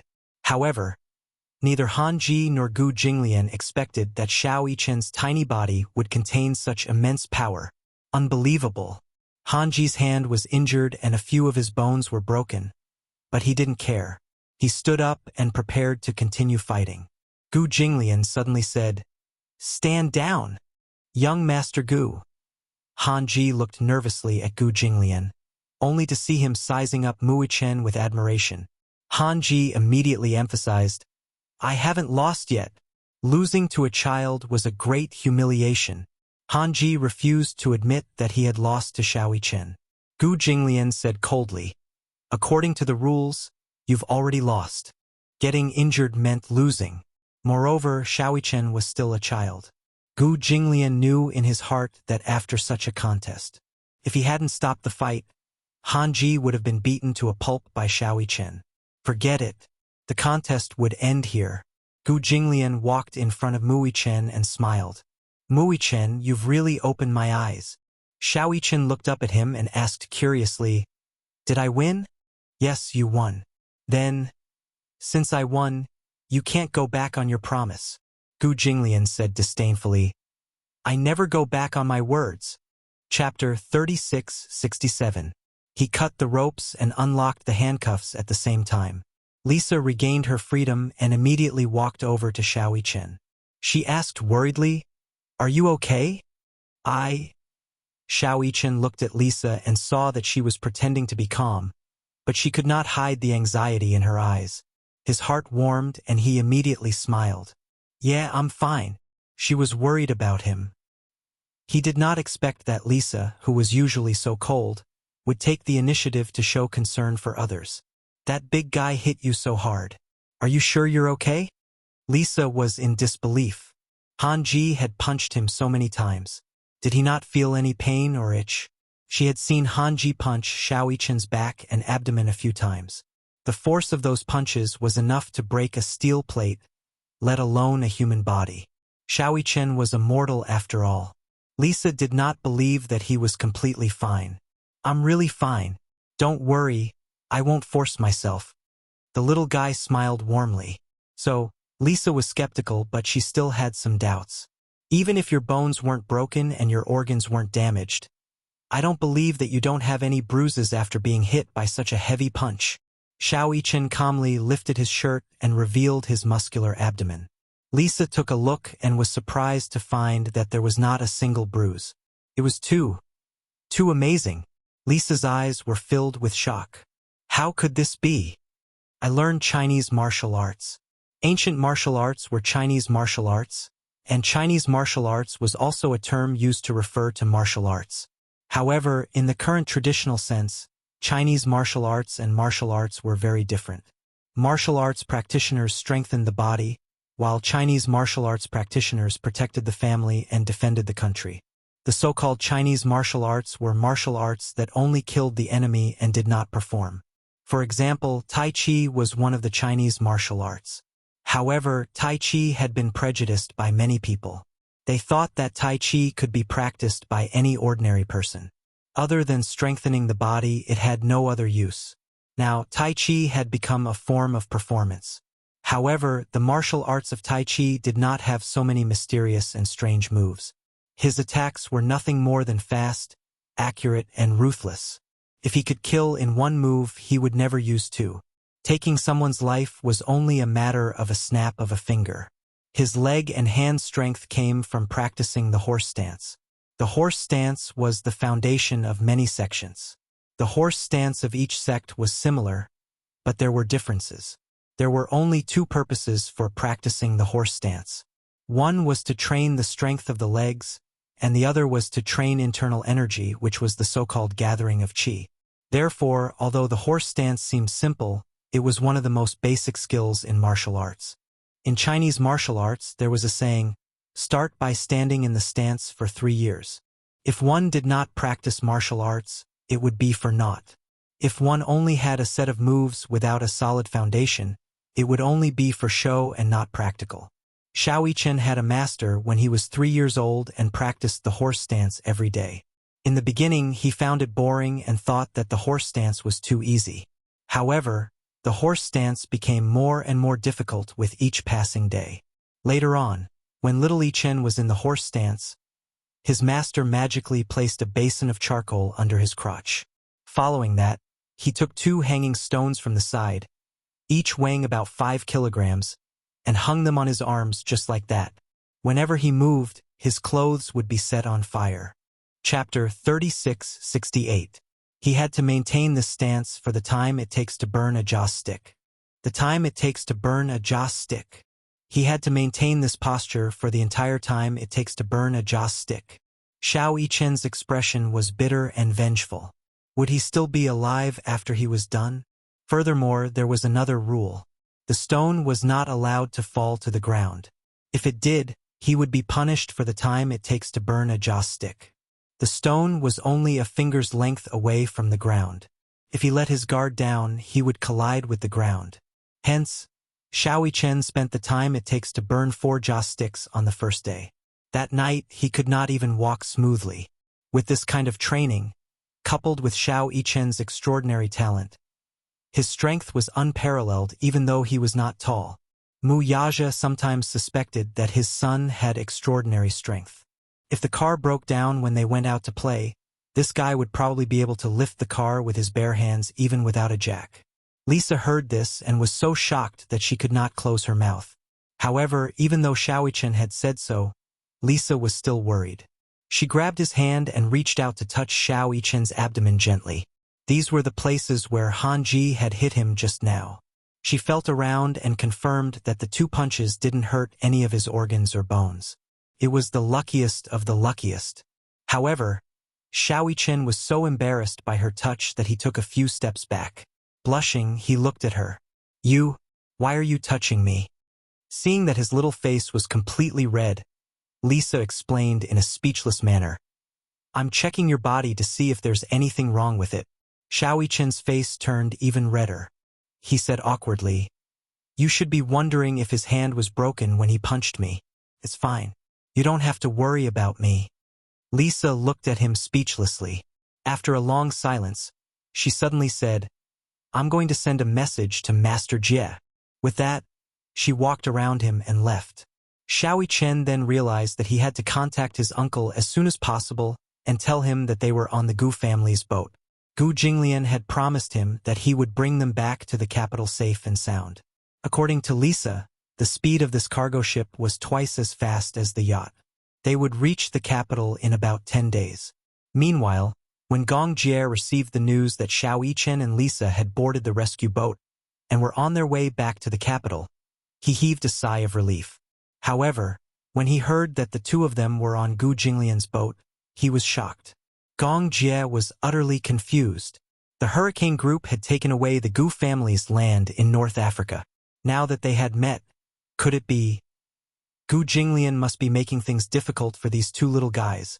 "Uncle, let me tell you, I've defeated a super strong big guy. This person is Gu Jinglian's very capable bodyguard. He lost to me." Xiao Yichen was so proud of himself when he mentioned this. Gong Jie was not in the mood to listen to this. He was only happy to see that they were safe. Lisa said, "We were hijacked by pirates not long ago." "Hijacked?" "Yes. Near the waters of Somalia. They boarded the boat?" "Yes." "Then," Gong Jie asked worriedly, "are you guys hurt?" "No." Lisa smiled coldly. "Xiao Yichen and I killed all the people who boarded the boat. Not a single one was left." Gong Jie. Why did he feel a chill down his spine and a chill run down his spine? Chapter 3669. Xiao Chen had spent the past few days on the cruise ship counting on his fingers. He wholeheartedly hoped that the day he could reunite with his family would come soon. He really missed home. Lisa knew that Xiao Chen missed home all the time, especially when he was under hypnosis and the hypnosis had failed. How strong must his willpower have been to resist such a terrifying hypnosis technique? Xiao Chen had done what Yu couldn't. She couldn't help but look at him in a different light. After 2 weeks of sailing, they finally reached home. When Xiao Chen found out that they would reach the harbor in the capital the next morning, he was over the moon. That night he couldn't sleep. He didn't know how long he had been away from home. He also didn't know if Yu had gotten along well with Mommy and Daddy, and if he had regained his memory after returning to the Mu family. In the middle of the night, Lisa woke up to find that the bed next to hers was empty. Xiao Chen wasn't there. She got up and went to the deck. She saw Xiao Chen leaning against the railing and looking out at the horizon. The harbor in the capital was on the other side. That was the direction of his home. His home. Xiao Chen kept looking in that direction. Lisa walked over and teased him. "What's wrong? You're so excited that you can't sleep because you're going home?" Xiao Chen didn't answer. Instead, he said in a trembling voice, "Lisa, do you know, in 6 hours, I'll be able to see Mommy." Lisa suddenly fell silent. "It's not just Mommy. There's also Daddy, Yu Yao." A blissful smile appeared on Xiao Chen's face as he spoke. Lisa was affected by his emotions and smiled from the bottom of her heart. "Are you that homesick?" "Yes." Lisa also put her arm on the railing and asked curiously, "Mui Chen, what does it feel like to have a home?" Mui Chen was a little surprised that Lisa would ask such a question. To the Lisa of the past, this question was incomparably childish. But now she actually took the initiative to ask. He was a little curious, but he was also seriously considering how to answer this question. "I can't describe it, but it feels very warm." "Warmth?" Lisa could not help but laugh. It was a vague answer. Xiao Chen said, "I love it when Mommy reads me bedtime stories. I love lying in her arms and listening to her gentle voice. My mommy's voice is the best voice in the world. Listening to her voice, I was able to fall asleep peacefully. Speaking of which, I can't remember all the stories she told me, but I really like that feeling. I never had any nightmares again when I listened to her voice while I slept." Lisa was a little entranced as she listened. When Xiao Chen suddenly stopped, she asked curiously, "What else?" Also, Xiao Chen smiled and said, "Every time I made a mistake, or Yu pushed the blame to me. You know that Yu is my younger brother, so I have to give in to him. But even if Mommy is angry, she won't be fierce to me. If she's really sad, she'll definitely be so angry that she'll cry. I'm so afraid of seeing her sad, so I keep telling myself that I can't make her cry. Otherwise, I'll be committing a huge sin. Okay. Also, my daddy warned me before." Chapter 3670. Ha ha ha ha. Lisa was amused by his animated expression. "Your daddy is so adorable." "My daddy? Him? He's all right." In Xiao Chen's mind, Mu Yaja was not adorable at all. It was too scary to use the word adorable to describe him. "My daddy is very fierce. When I was young, I was afraid of him. He always had a serious expression on his face and didn't smile much. At that time, I wondered how there could be such a difficult person in the world." After pausing for a moment, Xiao Chen suddenly smiled and continued, "Later on, I understood that it wasn't that he didn't love me.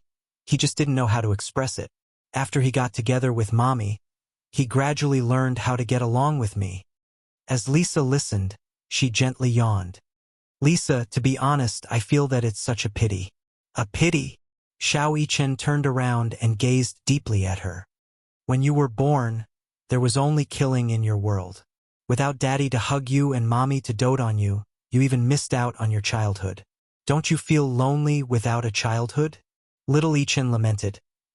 "If you had a mommy like me, who reads you bedtime stories, dresses you in pretty dresses, and dotes on you like the apple of her eye, you'd surely be blissful." Lisa's expression was slightly startled. Xiao Chen also realized that his words might have hurt her. His expression darkened and he said, "Sorry, did I say something I shouldn't have?" Lisa, however, turned to smile.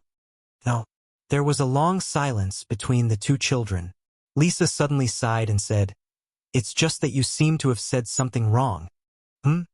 Lisa looked up at Xiao Chen and said slowly, "How can I miss out on something that I've never had?" Xiao Chen was stunned. For a moment he was speechless. "I've never had that thing, so you said that I missed out on it and felt that it was a pity. However, I don't feel that way. It's just that..." She was just a little envious after hearing Xiao Chen say so much. Just as Xiao Chen had said, if she had a mother like you and Xiao Chen, she would definitely be very happy. Just because you didn't have it in the past doesn't mean you won't in the future. Xiao Chen immediately patted his chest and said, "From now on, my home is your home, my mommy is your mommy, and my daddy is your daddy." "Really?" Lisa asked jokingly. "Will your wife be my wife from now on?" Xiao Chen immediately blushed and snapped, "You don't even like women. In any case, since you've said so, from now on, what's yours is mine. We've already agreed." Lisa stuck out her little finger and asked curiously, "I heard that you guys make such promises. This is called a retractor." "Yes, pinky swear." Lisa cleared her throat and said, "You have to promise me." Xiao Chen laughed and looked at her. He shook his head and said, "Okay, I'll pinky swear with you." He stuck out his little finger and hooked it with hers. "Pinky swear." "Okay, pinky swear." The night breeze was getting stronger. Lisa went back to bed and pulled the blanket over her. She didn't know why, but she had new expectations for tomorrow. "Lisa, wake up." Lisa slowly woke up from her dream. The moment she opened her eyes, she saw Xiao Chen's excited expression. "We're here. We're almost at the harbor." Chapter 3671. We're here, we're here. Mommy said that she's already waiting for us at the harbor. Oh. Lisa, hurry up and put on your clothes. Xiao Chen brought some clothes for Lisa. Lisa yawned as she put on her clothes. She followed Xiao Chen to the deck. However, even though they could already see the harbor, it was still quite a distance away. She was a little upset and glared at Xiao Chen. Just as she was about to scold him, she saw that he was staring at the harbor from afar, as though he wished that he could grow wings and fly over there. "I saw my mommy," Xiao Chen said excitedly. Lisa's lips twitched violently. "So far away. How did you see it?" "I think I saw it already." Xiao Chen stared at the harbor anxiously. Lisa's heart ached for him and she gently held his hand. Little Li Chen was completely unaware of it as he subconsciously held her little hand tightly. Lisa's heart skipped a beat. She followed Xiao Chen's line of sight. However, from her perspective, the harbor was still very far away. Half an hour later, the ship finally docked at the harbor. Mu Yaja and Yun Shishir arrived at dawn. As they did not know when the ship would dock, they decided to come earlier. Yun Shishir saw Xiao Chen waving at her from the ship. She was so emotional that tears welled up in her eyes. "It's him. I saw it, I saw it."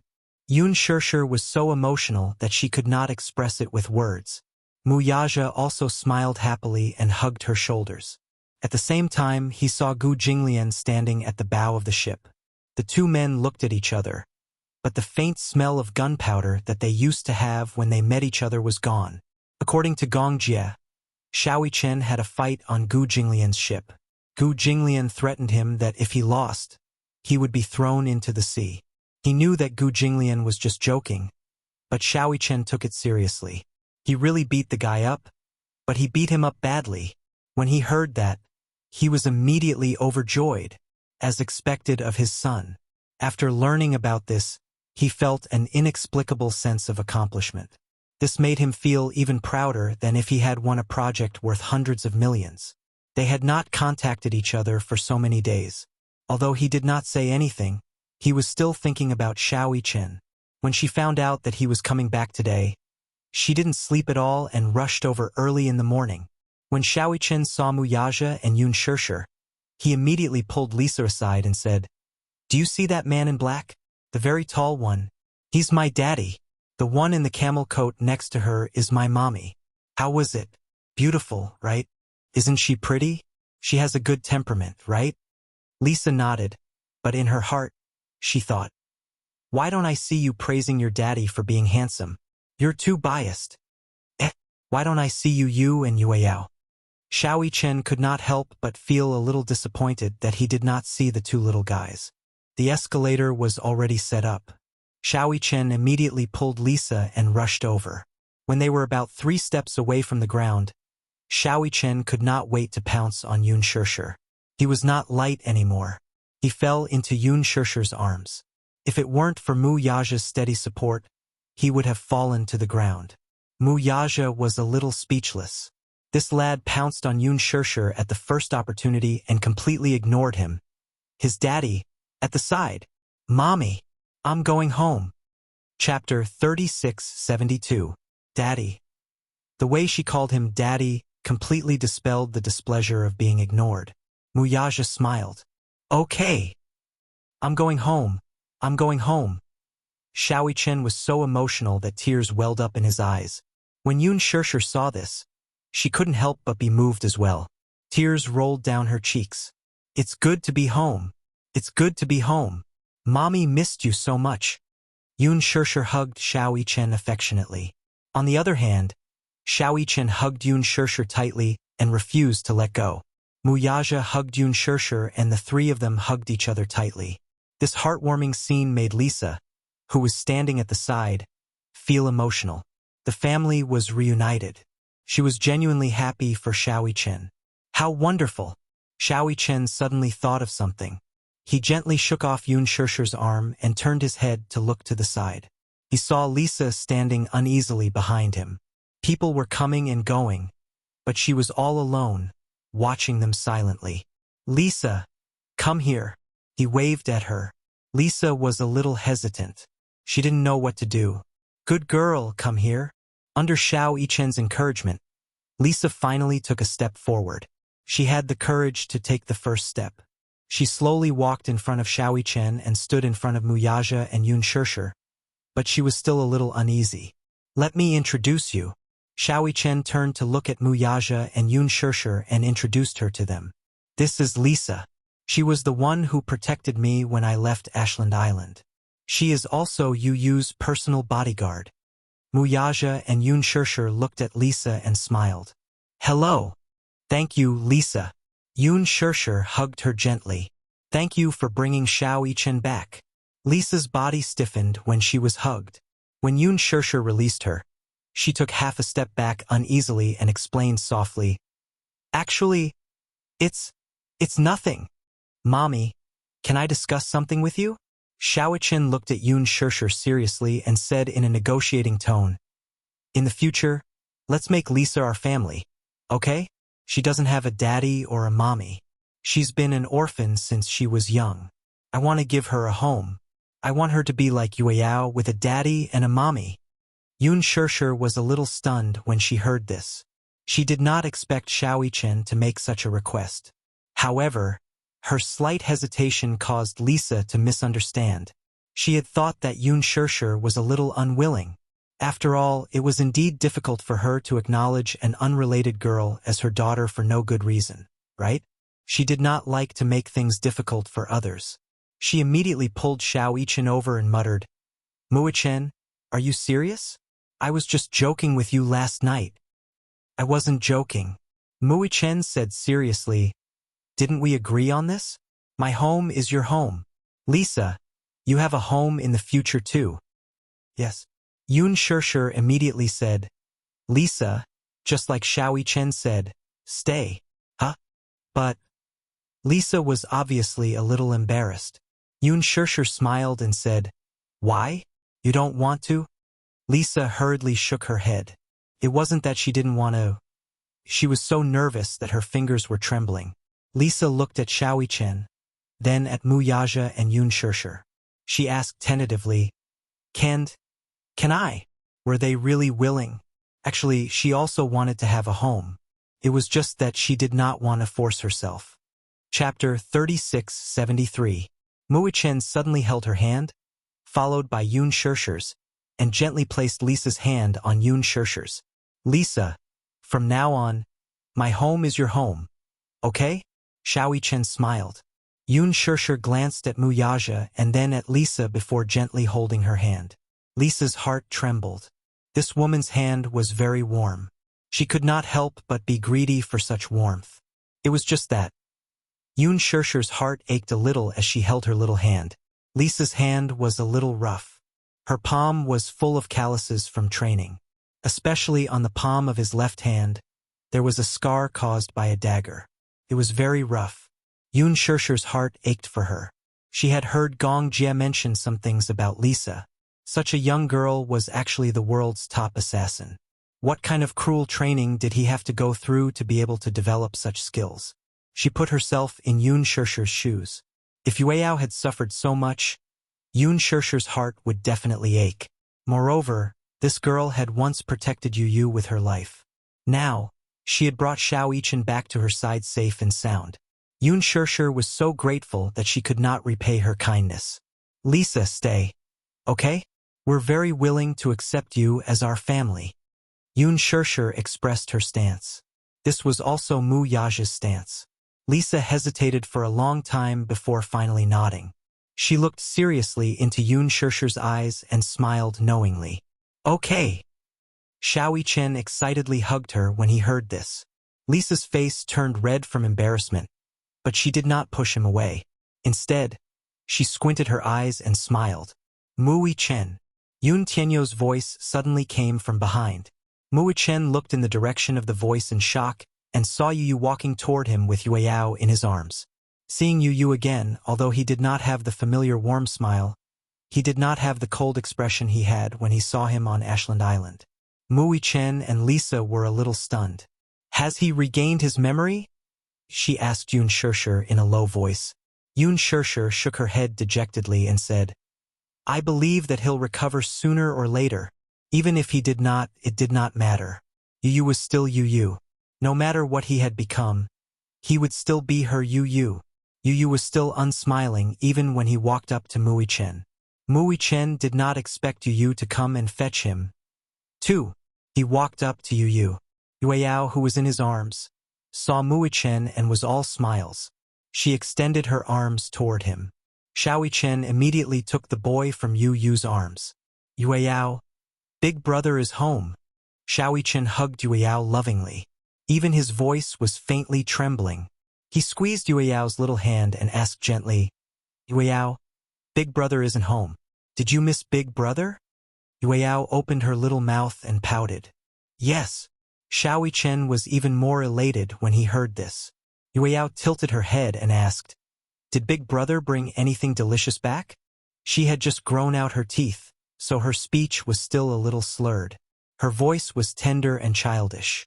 When Xiao Yichen heard this, he immediately searched his pocket and found something to eat. He passed it to Yueyao. Lisa glanced at it and burst out laughing. It was a hardtack. Chapter 3674.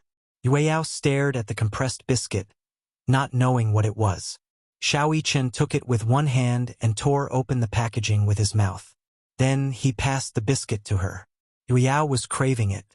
She immediately held the biscuit in her hands and gnawed on it. However, the compressed biscuit was very firm.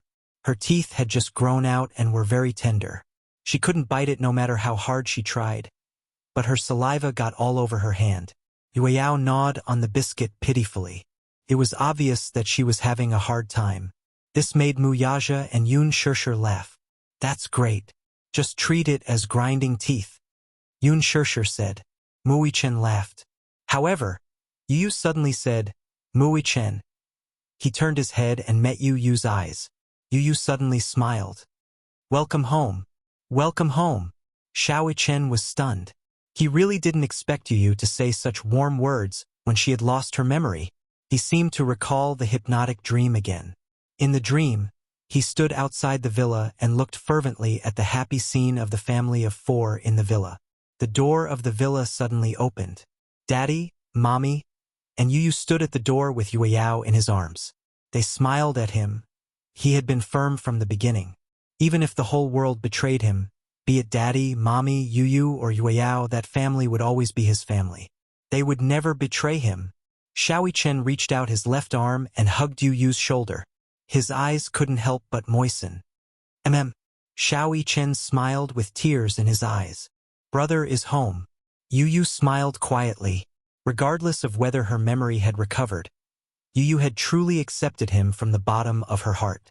Muichin also understood that Yu hadn't recovered her memory, but it didn't matter. They would get to know each other again and get along with each other again. There was still a long way to go. Blood ties couldn't be severed no matter what. Let's go home. Yun Shirshir took Yueyao from Xiao Yichen's arms, and the group went home. Before they left, Mu Yaja suddenly felt a gaze on his back. And he immediately said, "Get in the car." While and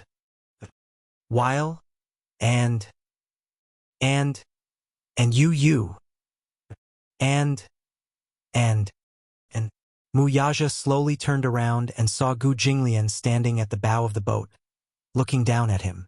He had seen the scene just now. He didn't know why, but he felt warm in his heart. Such a scene seemed to be familiar to him. He remembered that when he returned from North Africa, he also had the same feeling. They were home. The concept of home was suddenly very clear. The two men's eyes met, but they didn't say much. Sometimes the expression between men was just that simple. One look and everything was clear. Mu Yaja was expressing his gratitude to him.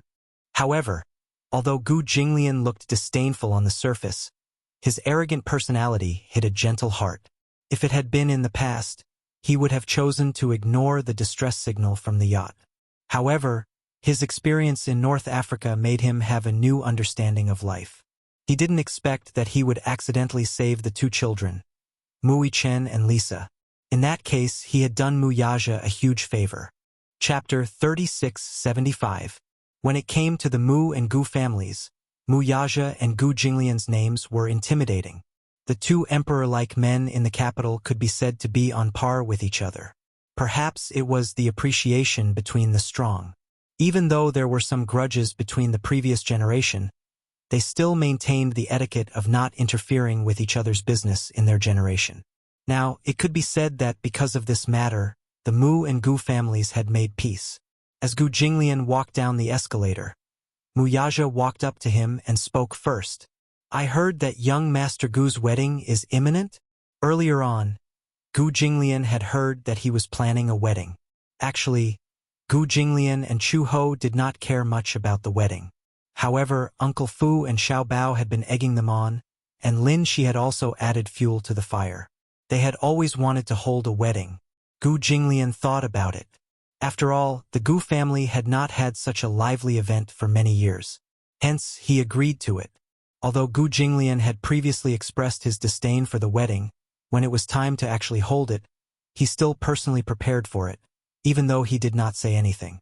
There was once when he was instructing Uncle Fu to decorate the bridal chamber, and Chu Ho bumped into him. Gu Jinglian was so embarrassed. However, Chu Ho was thick-skinned and took pleasure in his misfortune. She thought that Gu Jinglian was forced by Uncle Fu. Gu Jinglian was even angrier. However, although he was angry, he still made meticulous preparations. Seeing that Mu Yaja had taken the initiative to bring up this matter, Gu Jinglian was a little surprised. However, he did not show it. Instead, he raised his eyes and glanced at Mu Yaja. He asked calmly, "Young Master Mu, are you saying that you want to give me a big gift?" Mu Yaja smiled and said, "That depends on whether young Master Gu will invite me or not." Gu Jinglian snorted and said arrogantly, "Whether I invite you or not depends on how sincere your gift is." Mu Yaja appeared to be very calm.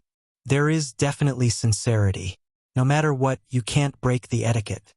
Gu Jinglian finally smiled when he heard this. Mu Yaja was surprised to see him smile. In the past, she had rarely met Gu Jinglian, but it was strange to see Gu Jinglian smile. Gu Jinglian was a rather arrogant man. He was so sharp that even Mu Yaja was not a match for him. But now, for some reason, Mu Yaja felt that Gu Jinglian's sharpness had lessened a little. On the 1st of next month, which is half a month later, Mu Yaja said again, "I will be there on time." Gu Jinglian glanced at him and did not say anything. The entourage behind him came up to him. He looked back and left without saying a word. Mu Yaja broke into laughter and walked toward the parking lot as well. Along the way, Xiaoyichen was chattering nonstop. He told Yun Shirshir and Mu Yaja about the thrilling events at sea. However, Yun Shirshir frowned as she listened. Pirates? Are there really pirates? Yun Shirshir had grown up in a peaceful era. She had only heard about pirates on television. She had never heard of such ferocious pirates in real life. Xiaoyichen had even seen them. Yes, of course, the pirates of Somalia were famous for being ruthless. If not for Lisa, I wouldn't know how to deal with them alone. Lisa immediately said, "Hey, don't push all the blame to me. You are much more ruthless than me." Chapter 3676. As Yun Shirshir spoke, her expression became increasingly serious. In fact, before this, Lisa had already mentioned to Gong Jie that Gong Xiaoying had hypnotized Muichen. Gong Jie had also told Yun Shirshir about this matter. However, Muichen did not mention a word about this matter, because it was not worth mentioning. Such a small trick was nothing to him. When Yun Shirshir heard this, she was extremely touched.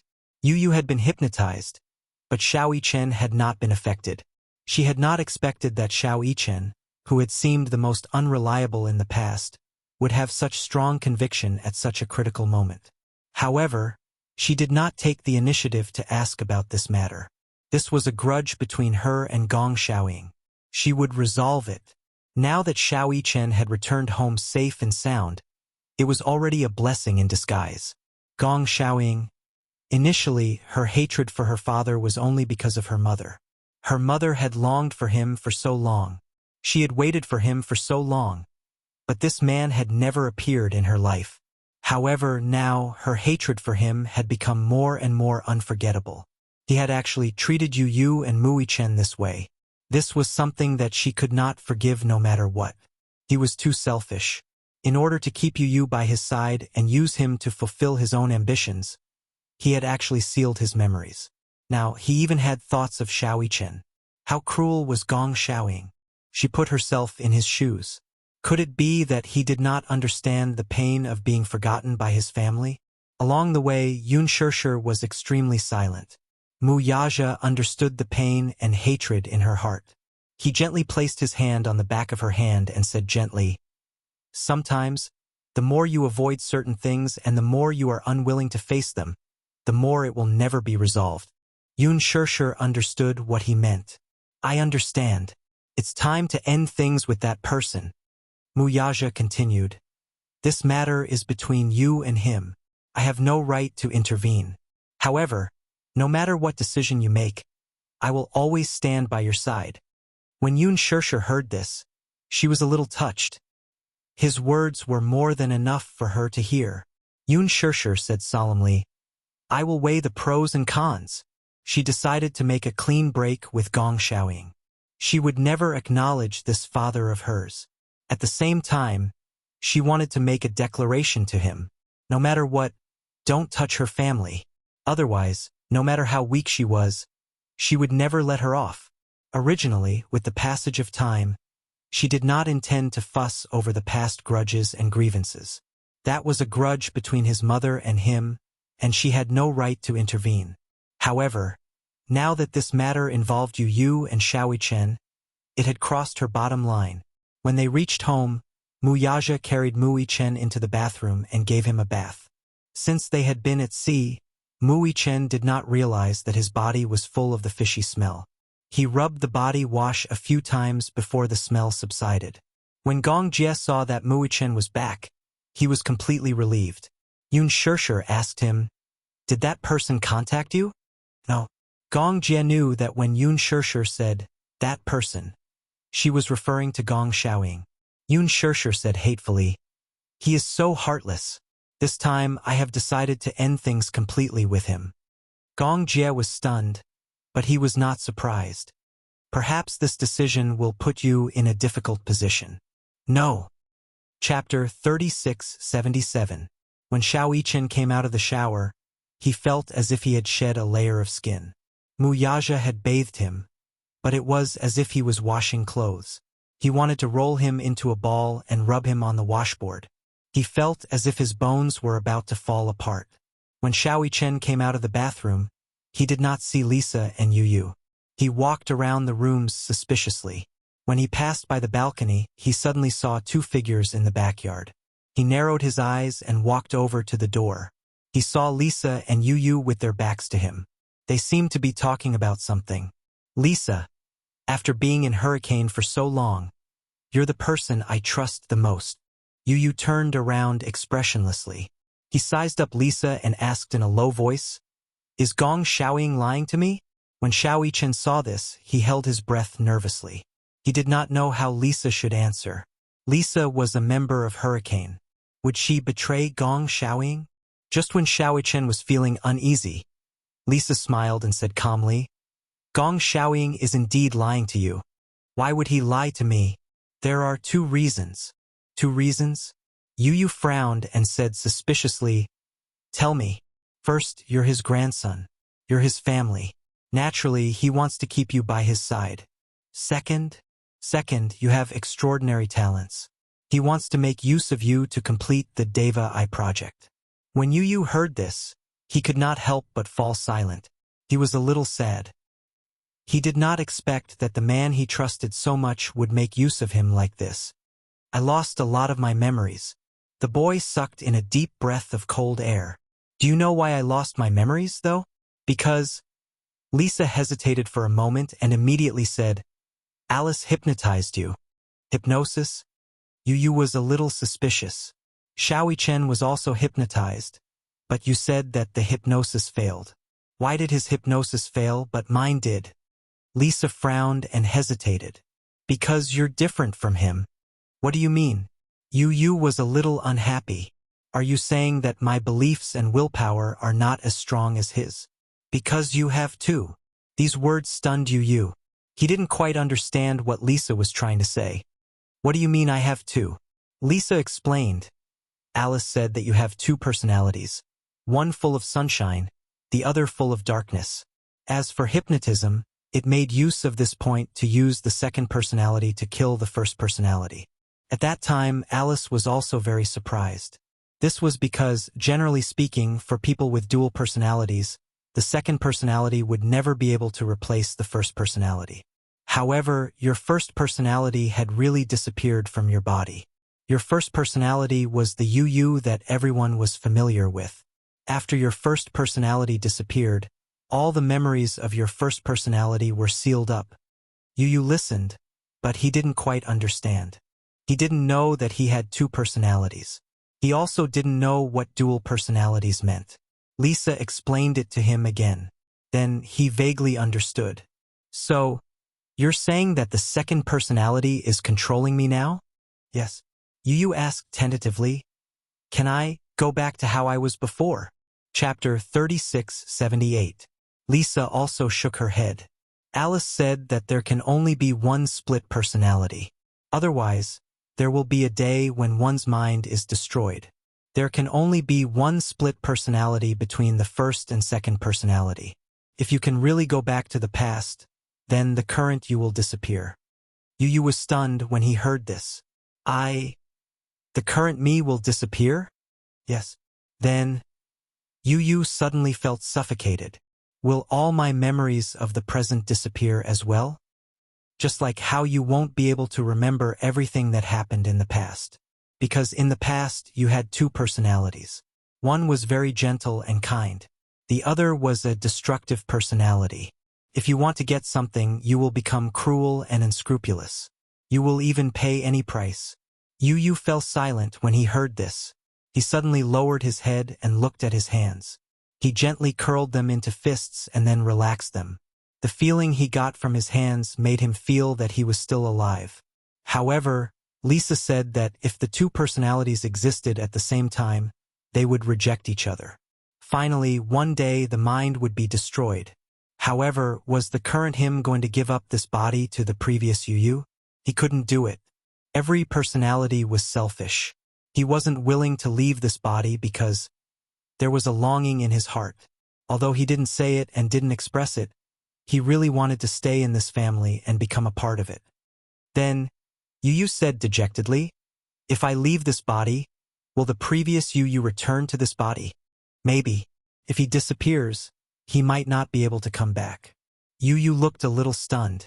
He knew in his heart that others didn't know, but he knew that the previous Yu hadn't disappeared. In other words, the first personality hadn't disappeared from the body. It still carried the memories and was sealed in the depths of the body. He would often dream of that child. That Yu was trapped in a prison. He could often see him and talk to him. He had dreamed countless times that he was traveling on the sea with a child. He was wearing a black shirt, and the child was wearing a white shirt. The child was running nonstop, and he was absorbing the child into his body. Then Yu disappeared. He took his place. It turned out that the child was another personality. He had no way of knowing. He only thought that he was the invader, another version of himself. He never thought that the two personalities were two completely different entities. Why? He had to create two him. Why did he have to compete with a child for a body when he was the one who created him and brought him to this world? He also wanted to exist. But how should he exist? Yu asked calmly. Compared to me, they probably prefer the old Yu, don't they? Lisa looked at him in surprise, but didn't say anything. Daddy is one, Mommy is one, Little Chen is one, and so is Yueyao. Including you, Lisa, right? Compared to me, you want the old Yu to come back, right? Chapter 3679. On the other hand, he wasn't needed, wasn't liked, and didn't have any value in his existence. Lisa couldn't say a word for a long time. She didn't expect Yu to be so sensitive as to say that. However, it was the truth. Lisa missed the Yu of the past, the gentle and kind Yu. However, her heart ached when she heard what he said. Xiaoichen's voice suddenly came from behind. "You're needed." Yu was stunned. He turned around in shock and looked at Xiaoichen. Seeing him walking towards him slowly, he didn't know what to do. He said unhappily, "Why were you eavesdropping on our conversation?" "What do you mean by eavesdropping?" Little Chen said matter-of-factly, "I'm clearly listening openly." Yu was speechless. Who said you're not needed? Whether it's the Yu of the past or the Yu of the present, we need both of you, not one less. Yu couldn't help but laugh when he heard this. He pursed his lips and said coldly, "What if you had to choose between the two Yu?" Xiaoichen was stunned when he heard this. He asked in confusion, "Why would I have to choose between the two?" "Because there's only one personality in this body." Yu looked at him with a burning gaze. "If you had to choose, which one would you choose?" Xiaoichen was speechless. Yu already knew the answer. He didn't seem to care, but he was a little disappointed.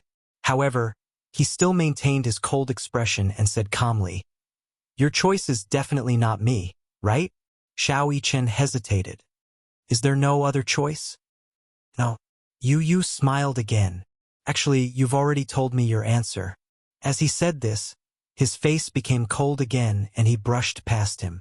Xiaoichen stood rooted to the ground in a daze. For a moment, he couldn't come back to his senses. Lisa looked at Yu, who was walking away, and felt a suffocating pain in her heart. She could empathize with this kind of disappointment and helplessness of not being needed. Lisa's heart ached. She really didn't know how to choose. If it really came to that point, whether it was Muyaja, Yun Shishir, Xiaoichen, or Yueyao, they would all choose the Yu of the past, right? Even he himself seemed to have made such a choice subconsciously. What about the Yu now? Was she really not needed anymore? Mommy? Mothers and SSTSTT know how long's not to be heard. What's the matter? Yun Shishir didn't notice the loneliness and hesitation in her son's voice. Now that Xiaoichen was back, she wanted to show off her cooking skills and cook a table full of delicious dishes. "Mommy, do you know that Yu has dissociative identity disorder?" Yun Shishir stopped what she was doing. She turned around in confusion and looked at Xiaoichen. Frowning, she asked, "Why did you suddenly bring this up? One is the gentle Yu of the past, and the other is the Yu of the present. If you had to choose, which one would you choose? Is it the Yu of the past? Why must you make such a cruel choice?" Yun Shishir was a little worried. No matter who it is is still Yu, isn't it? Chapter 3680. Xiao Yichen continued, if you choose the current Yu, then the old Yu will be completely destroyed. If you choose the old Yu, then the current Yu will also disappear from your body. Yun Shirshir frowned slightly. Mommy, don't you want the old Yu to come back? Yes. Then what about the current Yu? Yun Shirshir suddenly fell silent. She sighed. I don't want to lose any of them. In the study room, Yu sat on the chair and looked out of the French window quietly. He suddenly felt a little envious. He had never envied anyone, except for Yu. It was only when he became part of his life that he started to feel envious. The old Yu had led such a happy life. Every night, Yun Shirshir would read him a bedtime story. Even though he always felt that such stories were childish and ridiculous, he would fall asleep without nightmares as he listened to her gentle voice. In the morning, Muyaja would wake him up for a morning run. He gradually fell in love with such a life. It was a life where he could rely on and be relied on. Yu led such a life for 8 years, but he had never had it. Just like what Lisa had said, if he had never had it, he would not have longed for it. However, once he had it and tasted happiness, it would be extremely difficult to give it up. Yu turned around. The desk beside him was where the old Yu used to work. His fingers gently caressed the solid wood surface of the desk. The smooth and slightly cold touch made him feel a little lost. Just like this desk and everything here, it did not seem to belong to him. He had no choice but to accept all of this logically and with a clear conscience. However, he felt a little unwilling to give up this position. What the old Yu could not do, he could do. What the old Yu could do, he could do better. He wanted to stay. Yu suddenly stood up and stood in front of the bed. He gazed at the scenery in the garden. In the back garden, beautiful Chinese roses were blooming proudly. Have the 2 children successfully reached the capital? Ashland Island. Gong Xiaoying sat on the bed in the bedroom. This bed used to be Yu's bed and Xiao Yichen's bed. His subordinate immediately replied, as far as I know, the 2 children have returned to the capital.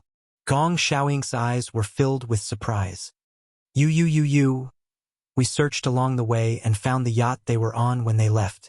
There was a corpse on it. According to our analysis, it was the corpse of a pirate. Gong Xiaoying became nervous. Pirates? Did they encounter pirates? A few days ago, their yacht was probably caught in a storm at sea, so they turned back and encountered pirates. After a pause, he explained, but I don't think they were hurt. They hung the corpse on the pole of the yacht as a deterrent. Gong Xiaoying was relieved when he heard this. He was surprised and delighted. He did not expect his 2 grandsons to be so capable. One was intelligent and the other had amazing martial arts skills. What about Lisa? Didn't she come back? No. Forget it. Let her be. She only has one master in her heart. As Gong Xiaoying said this, he waved his hand and his subordinates left respectfully. Chapter 3681. Everything had come to an end. Whether it was the absurdity, the ambition, or the decades of hatred, they had finally let go. Gong Xiaoying sighed. His back seemed to have aged a lot. It's time to eat. The family sat down at the dining table. The dining table was huge. Even if the 7 of them squeezed together, it was still big enough. Hua Jin had rushed back from the set when he found out that Xiao Yichen had returned home. Muyaja and Yun Shirshir sat on one side. Gong Jie and Yu sat on the other. Xiao Yichen and Lisa sat on the other. And Hua Jin and little Yueyao sat on the other. Lisa only felt that the attractiveness of this table was simply star-studded. Gong Jie and Hua Jin were especially good-looking. Gong Jie was especially particular about dressing up. Hua Jin had just returned from the set, so he still had a thick layer of makeup on his face. Xiao Yichen teased him, Uncle Hua Jin, aren't you going to remove your makeup before eating? What if the powder on your face floats into my bowl? Hua Jin choked and said angrily, Xiao Yichen, I was looking forward to seeing you come home. You're teasing me the moment you're back. I'm not happy. That's right. Yun Shirshir immediately stopped them and said, all right, it's rare that we're happy today. Stop arguing and start eating. Try my cooking. Everyone had already picked up their chopsticks, but when they heard that Yun Shirshir was cooking, they were all stunned. Isn't brother-in-law cooking tonight? Muyaja said innocently, no. After being married for so long, Muyaja was usually the one who cooked. After a year, he had perfected his culinary skills. Although he wasn't as good as Yu's cooking from a five-star hotel, he was still good at cooking basic home-cooked dishes. Yun Shirshir rarely cooked. However, whether it was Gong Jie or Hua Jin, they all remembered that Yun Shirshir would occasionally cook some dark dishes. They didn't dare to eat. Hua Jin said pitifully, I miss Yu's cooking. I don't know when I'll be able to taste it. Yu frowned in confusion. Was my cooking in the past? When he asked this question, the group of people looked at him seriously and nodded in unison. Gong Jie said, I've always been picky, but as long as it's your cooking, I can't find anything wrong with it. Yu couldn't help but be stunned. Hua Jin added, Yu's cooking is very good. At least, I haven't seen anyone who can cook better than Yu. Lisa clumsily picked up her chopsticks. She knew how to use chopsticks, but she still couldn't get used to it. She looked at the dishes and didn't know where to start, because these dishes were all unheard of. After being in Hurricane for so long, she was used to eating Western food and rarely touched Chinese food. Occasionally, she would eat Chinese food, but it was already Western-style Chinese food. She had never eaten authentic Chinese food. What is this? This is steamed chicken. Dip it in the sauce and it'll be delicious. Yun Shirshir added, This is ready-made from the market. After she said that, the group of people rushed to grab the steamed chicken with their chopsticks. Yun Shirshir couldn't help but feel speechless. They were so enthusiastic when they heard that she didn't cook it. These people must be deliberately trying to undermine her. Lisa picked up a piece of chicken and dipped it in the sauce as Yun Shirshir said. She took a bite and her eyes lit up. Yun Shirshir's gaze was fervent. Is it to your taste? Yes, it's delicious. Chapter 3682. Lisa finished the chicken in no time and picked up another piece. This time she dipped it in more sauce. It was obvious that she liked to eat boiled chicken. Yun Shirshir introduced the dishes one by one. This is red braised pork. This is old goose soup. This is... What kind of meat is red braised pork made of? Pork. Yun Shirshir probed. Do you have any taboos? Some people's religious beliefs forbade pork. Lisa shook her head. I eat all kinds of meat. Xiao Yichen shivered. You eat human meat too? Lisa smiled. Of course, if you're willing to contribute yourself. Everyone at the table laughed. The atmosphere became lively all of a sudden. Lisa quickly got used to the warm atmosphere of the dinner. In the past, when they ate in Hurricane, the huge dining hall was very quiet and silent. Everyone sat at one table and hurriedly finished their meal and left. Eating was just to relieve hunger and it didn't take too long. This was the first time she ate with so many people. First, she felt a little awkward. However, as she got familiar with them, she also felt that it would be very lively to have so many people eating and chatting together. Hua Jin narrowed his eyes and suddenly said, Today, I overheard a few extras chatting on set and learned about a very cruel dish. Cruel? Yun Shirshir frowned. What dish? Sanji-er. Sanji-er? Gong Jie was curious when he heard that. Why is it called Sanji-er? Because it has something to do with the ingredients of the dish. Gong Jie's face darkened. Don't keep me in suspense. Hua Jin was afraid when he saw his expression. He immediately sat up straight and said, The main dish is a newborn live rat. The person who eats it will use a pair of red-hot iron chopsticks to pick up the rat. It will squeak once, and this is the first squeak. When it is dipped in seasoning, it will squeak again, and this is the second squeak. When it is placed in the mouth, it will squeak again, so it is called sanji-er. I heard that this dish is very delicious, but it is especially scary when eaten. As soon as Hua Jin finished speaking, the group of people silently put down their chopsticks. Yun Shirshir, in particular, felt nauseous. Live rats? It's not a rat. It's a hairy rat. It's artificially bred and very hygienic. How strange. There are still people who eat rats alive. Xiao Yichen covered her mouth. That's disgusting. Uncle Hua Jin, you must be here to cause trouble. It wasn't easy for Mommy to cook a table of dishes, but you ruined everyone's appetite. Hua Jin said innocently, I'm innocent.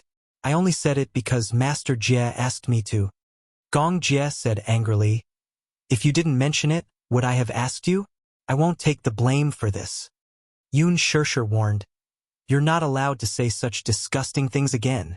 Lisa, on the other hand, was very calm. No one touched their chopsticks. She was the only one who was seriously studying the braised pork. Xiao Yichen asked in confusion, Lisa, don't you feel disgusted? I don't. Lisa said calmly, I've seen people eat live bamboo rats before. The group of people fell silent. That's disgusting. Hua Jin was obviously disgusted. Actually, it's not particularly disgusting. It's okay. It's just that I don't have the courage to eat live things unless I have no other choice. As Lisa spoke, she put a piece of braised pork into her mouth and chewed contentedly. She raised her eyebrows in surprise. The braised pork is delicious. Chapter 3683. Mu Yaja took a bite, but his expression was one of disdain. Yun Shishir was unhappy when she saw his expression. What's wrong? Is it not good? It's not as good as you use. Lisa, it's such a pity. You use red braised pork used to be the best. It's just a pity that you didn't come at the right time. Yun Shishir was full of confidence. However, Yu took a bite of the red braised pork and finally gave a pertinent comment. I don't remember the red braised pork I made in the past, but Mommy's red braised pork is very delicious. He had always been a man of few words. However, his words helped to clear Yun Shishir's name. Hearing Yu use support for her, Yun Shishir was so excited that her eyes sparkled. She was filled with confidence. After dinner, Xiao Yichen had just made his bed when he suddenly thought of Lisa. He asked Yun Shishir curiously, Mommy, have you prepared a room for Lisa? How would I have time to prepare a room now? Yun Shishir continued, but Lisa will definitely have a room tonight. When Lisa heard this, she immediately said, I can sleep on the sofa too. How can you sleep on the sofa? It will be very cold at night. Xiao Yichen disagreed. Yun Shishir said, Lisa, can you stay in Yueyao's room? Yueyao's room? Yes. Yueyao is still young, so the room has been prepared long ago. However, who knows when Yueyao will be able to stay in her room. You can stay in that room for now. When Yueyao is older, we can prepare a new room for her. At least for the next few years, I won't feel comfortable letting her stay in such a big room alone. Yun Shishir took Lisa to a room on the second floor. When Yueyao was still in her stomach, Mu Yaja had personally decorated the princess room. However, he had obviously overlooked the fact that it would take a long time for Yueyao to grow up and sleep alone in a big room. Therefore, this room had been empty until now. Fortunately, there were people who cleaned it regularly, so it was very clean. Yun Shishir had just pushed open the door when she saw Lisa standing at the doorway. She glanced over and felt her heart twist violently. At a glance, everything was pink. The room had a simple American style. There was a small white bed with pink curtains. Mu Yaja had thoughtfully chosen a bed with a railing. The most adorable thing was that the bed was a bunk bed. There were 2 rows of beds. The lower row was designed with a desk and a row of wardrobes. The top of the bed was designed in the shape of a castle. Other than that, there was a computer, a walk-in closet, floor-to-ceiling windows, and a beautifully decorated balcony. The pink walls, pink curtains, and pink and white curtains were a very harmonious combination. A room like this was very big for Lisa. At a glance, it was about 40 square meters. There was a separate bathroom with a circular bathtub. Beside the bathtub, there was a shower function. She could take a bath and take a shower to satisfy her needs. Yun Shishir squatted in front of Lisa and asked, From now on, you can stay in this room, okay? Lisa blushed a little and said embarrassedly, Then what about Yueyao? Didn't I say that when Yueyao grows up, it's still too early for her to live alone? Okay. Thank you, Auntie. Lisa thanked her politely. She looked around the room and couldn't help but laugh. It was all pink for young girls. However, she didn't like pink that much. However, she didn't care about the color as long as there was a bed. Chapter 3684. Yoon Shirshir took out a blanket from the wardrobe and spread it out for her. Suddenly, she thought of something and said to Lisa, "I'll bring you to buy some clothes tomorrow. I'm fine with anything." Lisa was not particular when it came to clothes. Usually, she would wear tighter-fitting clothes. She would wear a combat vest all year round. When there were no missions to be carried out, she would wear the simplest kind of undershirt and camouflage trousers. Clothes were bought according to size. Hence, Lisa was really careless when it came to dressing. How can you dress casually? You can't always dress like a boy, right? A girl should wear a dress and dress up beautifully. As Yoon Shirshir said this, she helped her tidy up her clothes and smiled. Do you know that you use father loves daughters the most? When he was pregnant with his younger sister, he kept saying that he must have a daughter. Luckily, it was really a younger sister. If it was a younger brother, I'm afraid he would have given up all his hopes. Isn't it good to have a son? Lisa said, I just wish I was a boy, so that I could be a little stronger and grow a little taller. Isn't it good to be a girl? It's troublesome to be a girl. Lisa said plainly, girls will be bullied. When Yoon Shirshir heard this, she was a little stunned. How can girls be bullied? Girls should be protected. Lisa lowered her head and suddenly stopped talking. Yoon Shirshir saw that she was a little disappointed and said helplessly, I don't know what you've been through in the past, but from now on, since you're part of our family, you're as good as my daughter. In my heart, daughters are little princesses. They should wear dresses and dress up beautifully. If anyone dares to bully you, Xiao Chen will be the first to stand up and protect you. Him? Lisa smiled. He might not be able to defeat me. Yoon Shirshir was speechless. As Lisa said this, she clenched her fists slightly. The muscles on her muscular arms suddenly became clear. The lines of her arms were especially beautiful. Her muscles were not bloated, but they had beautiful curves and texture. Yoon Shirshir was so shocked that she couldn't speak. She raised her hand and gently pinched her triceps. She was scared out of her wits. You look rather skinny. I didn't expect you to be so lean. The flesh on Lisa's body was all muscle, without a trace of excess fat or fat. Therefore, even though she looked very skinny, in reality, her strength was even more terrifying than that of a grown man. Lisa smiled. I've been training since I was young. All of this is the result of training. Then, you can definitely do a lot of push-ups. I don't do push-ups. That kind of training doesn't work for me. Then, what kind of training do you usually do? Lisa raised her eyebrows and took half a step back. She placed her left hand behind her back and used her right arm to do a handstand. She did it steadily without the slightest wobble. Just as Yoon Shirshir was so shocked that she couldn't close her mouth, she saw Lisa's right hand, which was supporting herself on the ground, suddenly raised 2 fingers. She used only her index and middle fingers to do a handstand. Moreover, she didn't just do a handstand. She bent her arm and straightened it again. Her handstand was terrifyingly accurate. Lisa landed on the ground and stood up. Her face was not red and her heart was not beating fast. I usually train like this. Yoon Shirshir was speechless. What a terrifying level of training. She trained her body so well. This girl. Chapter 3685. When Lisa finished showering and walked out of the shower, Yoon Shirshir had already tidied up the room. She added a lot of furnishings and even made the bed for her. You're done showering? Yoon Shirshir said as she tidied up the bedding. One blanket shouldn't be cold. It's made of goose down. I also brought a blanket for you so you might feel hot. If you feel hot at night, just remove the blanket. As she nagged, Lisa felt extremely warm. So, was this how a home felt like? She walked to the side of the bed, but she was at a loss. She said hurriedly, I'll tidy up the room myself.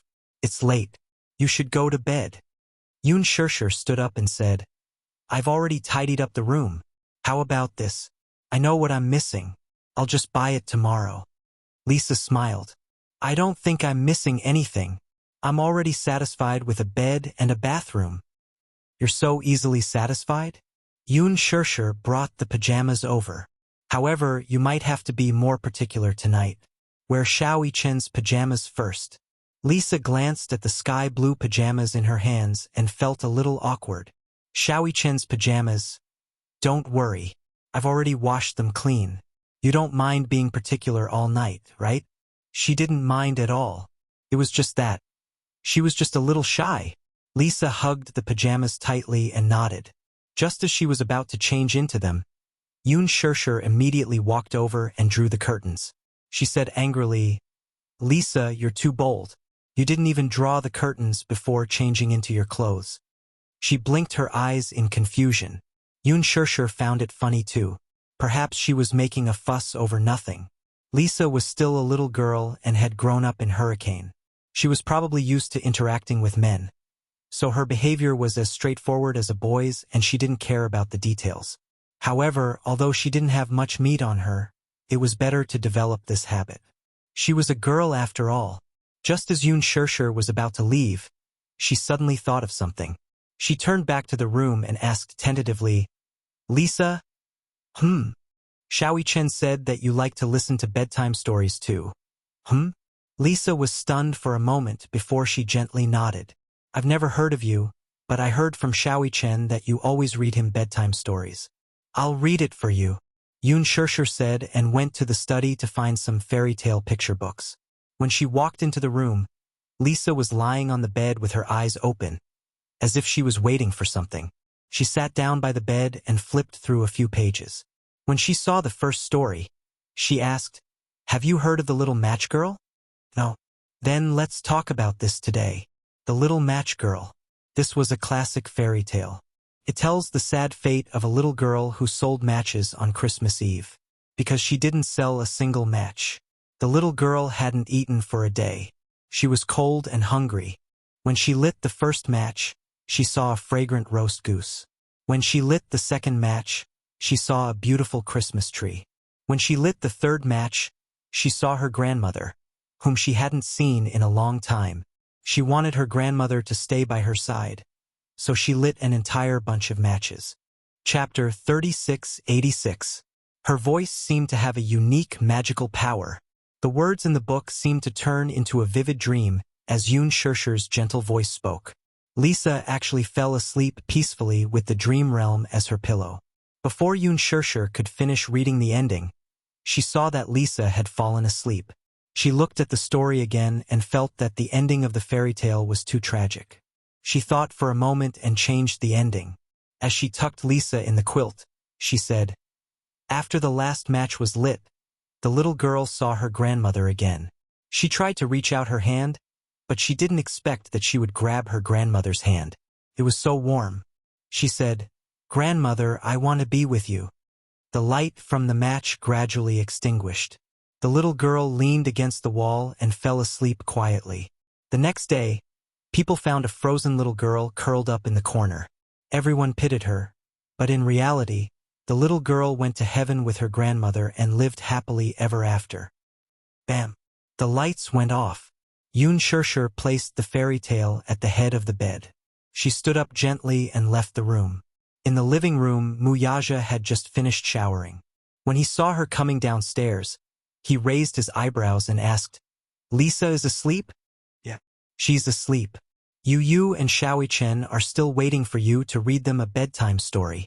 Yun Shirshir's hand, which was holding the glass of water, paused. She said weakly, Daddy. Huh? What's the matter, Mommy? I'll have to trouble you with today's bedtime story. Wuxia raised his eyebrows and said, Sure. In the bedroom, Xiao Chen pulled the blanket over himself. He was eagerly anticipating Yun Shirshir's arrival. It had been a long time since he heard a bedtime story. He had been thinking about it for so long. However, just as he was anticipating it, Xiao Chen saw Wuxia enter the room with the fairy tale. He was stunned and sat up abruptly. Daddy, why are you here? Why can't it be me? Wuxia said indifferently. Your mother is unwell. Today I will read you a bedtime story.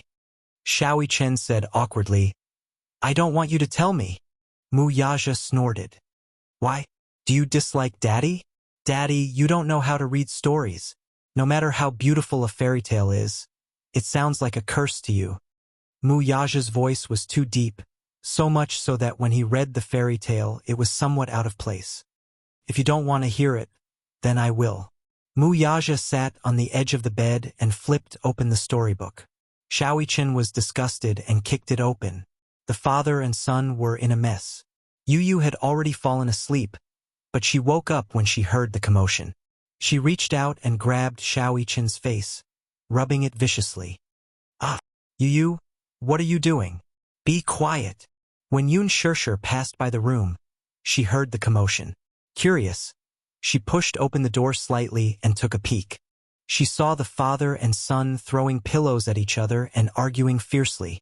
Xiaoqian, in particular, was red in the face from Wuxia and Yu's joint attack. You two are shameless. Shameless. Shameless. Ah, I'll fight it out with you. These three rascals. Wuxia was too much. He was an adult, but he was arguing with two children.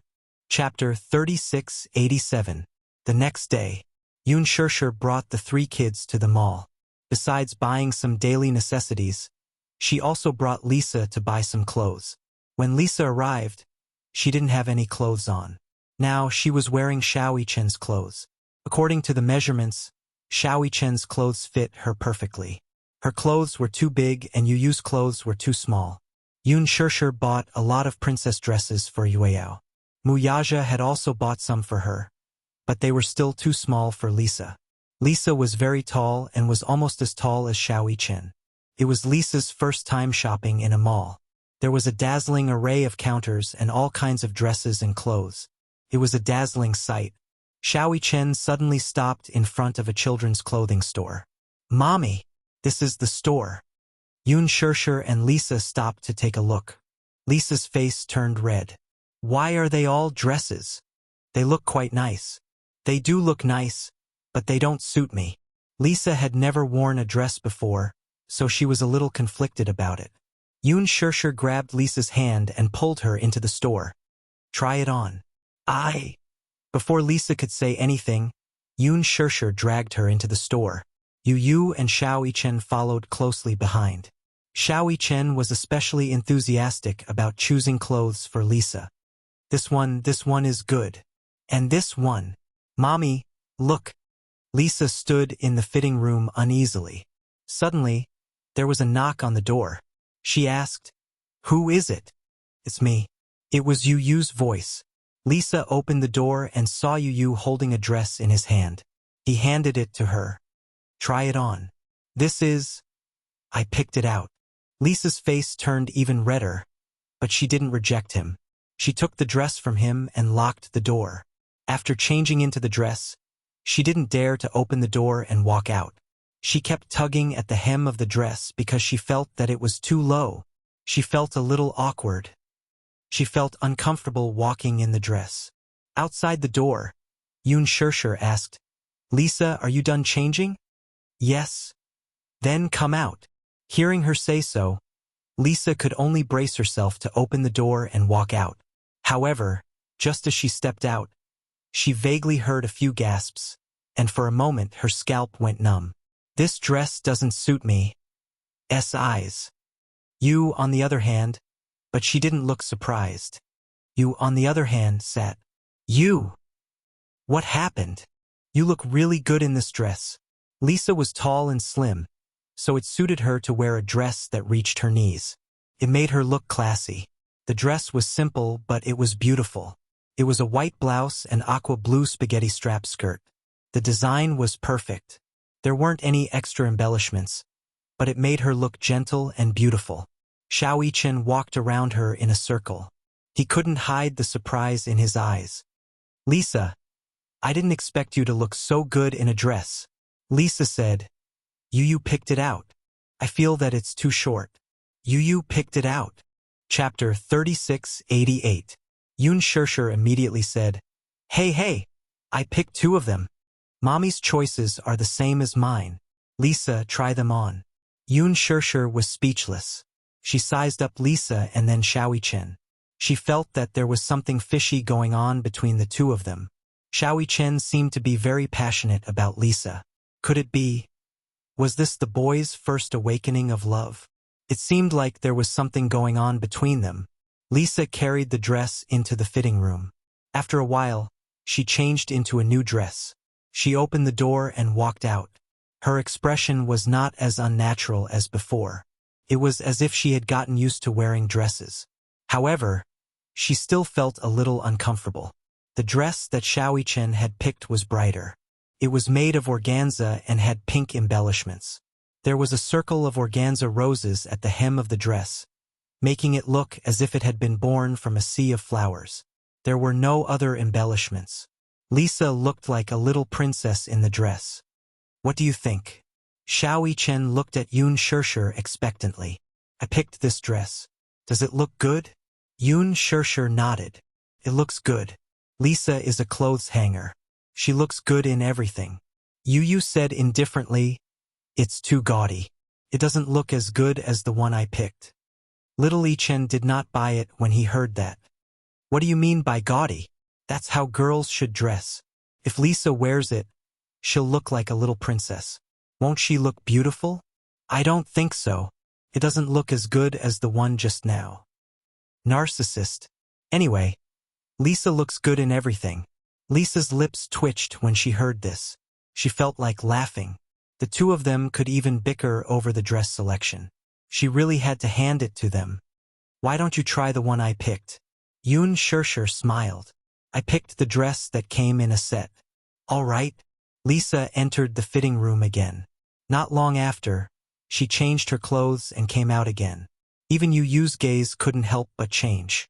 It had to be said that Yun Shirshir had been in the fashion industry for so many years, and her taste was incomparable to the two little guys. She had chosen a dress with elements of Han Chinese clothing. It had a light purple sleeve with black trimmings. It was pure and feminine. It had a matte purple inner garment and a pure white skirt. It had elements of Han Chinese clothing, Hu Jiangli and Pai Jishi, and Yu Qilan and Wei Pei. The jacket was buttoned with a standing collar, and the collar panel echoed the belt. The cuffs are lantern sleeves with decorative lace and intertwining ribbons. There were embroidery details on the collars and double-sided embroidery on the waistband. It was so beautiful that it was out of this world.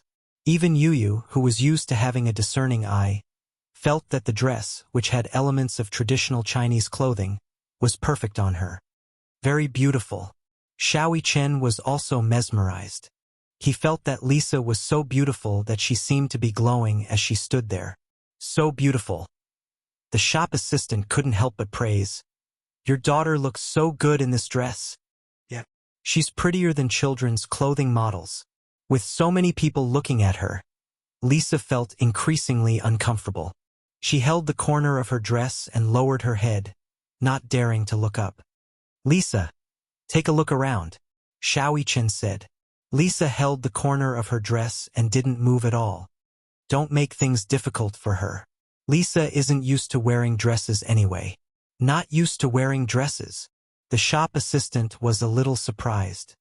It's a pity that such a beautiful girl doesn't wear dresses. I have a daughter who loves to wear dresses. She imagines herself to be a little princess. Chapter 3689. Yun Shirshir smiled. That's right. Daughters are more precious these days. Xiao Chen heard this and felt unlucky. Isn't it good to have a son? A son is also very considerate. The staff was amused by Xiao Chen's wittiness. This is your son, right? Yes, didn't you see? They're twins. They look exactly the same. The taller one should be the older brother. So cute. Good genes. The staff suddenly looked at Yun Shirshir with a twinkle in her eyes. I suddenly feel that you look familiar. Yun Shirshir raised her eyebrows. Even though she was wearing sunglasses, her facial features were still there. Upon closer inspection, the staff immediately noticed some clues. You're Yun Shirshir, the one who acted in Lethal Beauty. I can't be wrong. I didn't look carefully just now, so I didn't recognize you. I've seen a few of your works. The Green Apple, Lethal Beauty, and Extreme Youth. I've seen them all. When the group of people heard that there was a big celebrity, The other staff members who were busy with their own work quickly gathered around. Yoon Shirshir was surrounded in an instant. Lisa had never seen such a big scene before. She was so shocked that she stood rooted to the ground. She was a little surprised and asked, "What's going on?" "Mommy is a big celebrity, so I was recognized." Celebrity? For example, movies, television series, actors. Lisa still didn't quite understand. She had never watched a movie before and basically had no contact with entertainment. Xiao Yichen asked, "Do you never watch movies?" Lisa didn't understand. "What exactly is a movie?" Xiao Yichen crossed his arms and gently rubbed his chin. Half an hour later, Yoon Shirshir stood outside the theater with the three little guys. She held 3 movie tickets in her hands. However, because it wasn't a holiday, there weren't many people watching the movie. Lisa doesn't even know what a movie is. "I want to take her to watch a movie." Xiao Yichen leaned against the window and stared at the title of the movie on the electronic screen. "What should I look at? What style does Lisa like?" Yoon Shirshir asked. Lisa shook her head. "I'm fine with anything." Yu was naturally the least interested one. She sat in her seat with bags of various sizes and held a cup of Coke in boredom. Yoon Shirshir glanced at him and felt gratified. Yu loved cola the most. This had never changed. Xiao Yichen suddenly said, "Mommy, didn't you make a guest appearance in a movie called Amnesia Labyrinth? How about an animated movie?" Yoon Shirshir continued, "There's a Disney movie that came out recently, and the reviews are pretty good. I want to watch Amnesia Labyrinth." "Mommy, what are you acting in it?" Yoon Shirshir thought for a moment and said, "I think it's a mystery movie. I heard that I won an award for it." "What award?" "Best Female Lead." After a pause, Yoon Shirshir said angrily, "Also, I'm not a guest star. I'm one of the main leads. It's just that I don't have as many scenes as the male lead." Amnesia Labyrinth was a high-quality mystery movie. It had to be said that Yoon Shirshir's eye for screenplays was getting better and better. This film had won many important awards. There was no mystery genre in the country, but this film had appeared out of nowhere and shattered everyone's expectations. Chapter 3690. It turned out that there were also high-quality detective films in the domestic market. They had high box office sales and a good reputation. Yoon Shirshir played the female lead, Yu Qing, in this detective film. Her brother was suspected of being the murderer. She firmly believed that her brother was not the murderer. She worked with the detective played by Hua Jin to solve the case. In the end, they found out that the real murderer was her twin sister, Yushi. In the ending, Yushi was identified as the murderer. It turned out that a year ago, Yushi was sexually assaulted by a few seniors in school. Unexpectedly, she was pregnant. She did not dare to tell anyone until she had a miscarriage when she was 6 months pregnant. She locked herself in the bathroom. When her brother, Yu Xian, and Yu Qing came back, the bathroom wall was covered in blood. Yushi was lying in a pool of blood, unconscious. With hatred in her heart, she started to take revenge and created this serial murder. In order to cover up her crime, Yu Xian threw the stone himself. In fact, the real murderer was Yushi. However, when the police arrived, Yu Qing was handcuffed. The character she was playing was a double identity disorder. Yoon Shirshir was a little surprised. She remembered that when she first took on this movie, she had to play a double identity disorder. However, there were not many cases of double identity disorder in the world. Therefore, she had to figure it out herself. She did not expect that the person closest to her, her son, would also have a double identity disorder. "Let's watch Amnesia Labyrinth then." Xiao Yichen bought 4 tickets and waited for the movie to enter the theater. After the movie started, the 4 of them entered the theater. At this time in the afternoon, there were not many people in the theater. Moreover, the movie had been screening for more than a month and the box office was almost full. Therefore, the screening rate gradually decreased. In a few days, the movie would stop screening. Xiao Yichen was very excited. After all, he rarely watched movies and rarely saw his mother's movies on the big screen. Therefore, he was full of anticipation for this movie. In the opening scene of the movie, the female lead, Yu Qing, played by Yoon Shirshir, was in the dark. She opened her eyes and saw a pool of sticky blood. She turned around and was shocked to find a corpse. Just as she was about to scream, a hand covered her mouth from behind, and she fainted at once. When she woke up again, she found herself lying in bed with her younger sister, Wuxia, sitting on the edge of the bed. As the plot unfolded, the police received a report that a body had been found on the embankment of the river.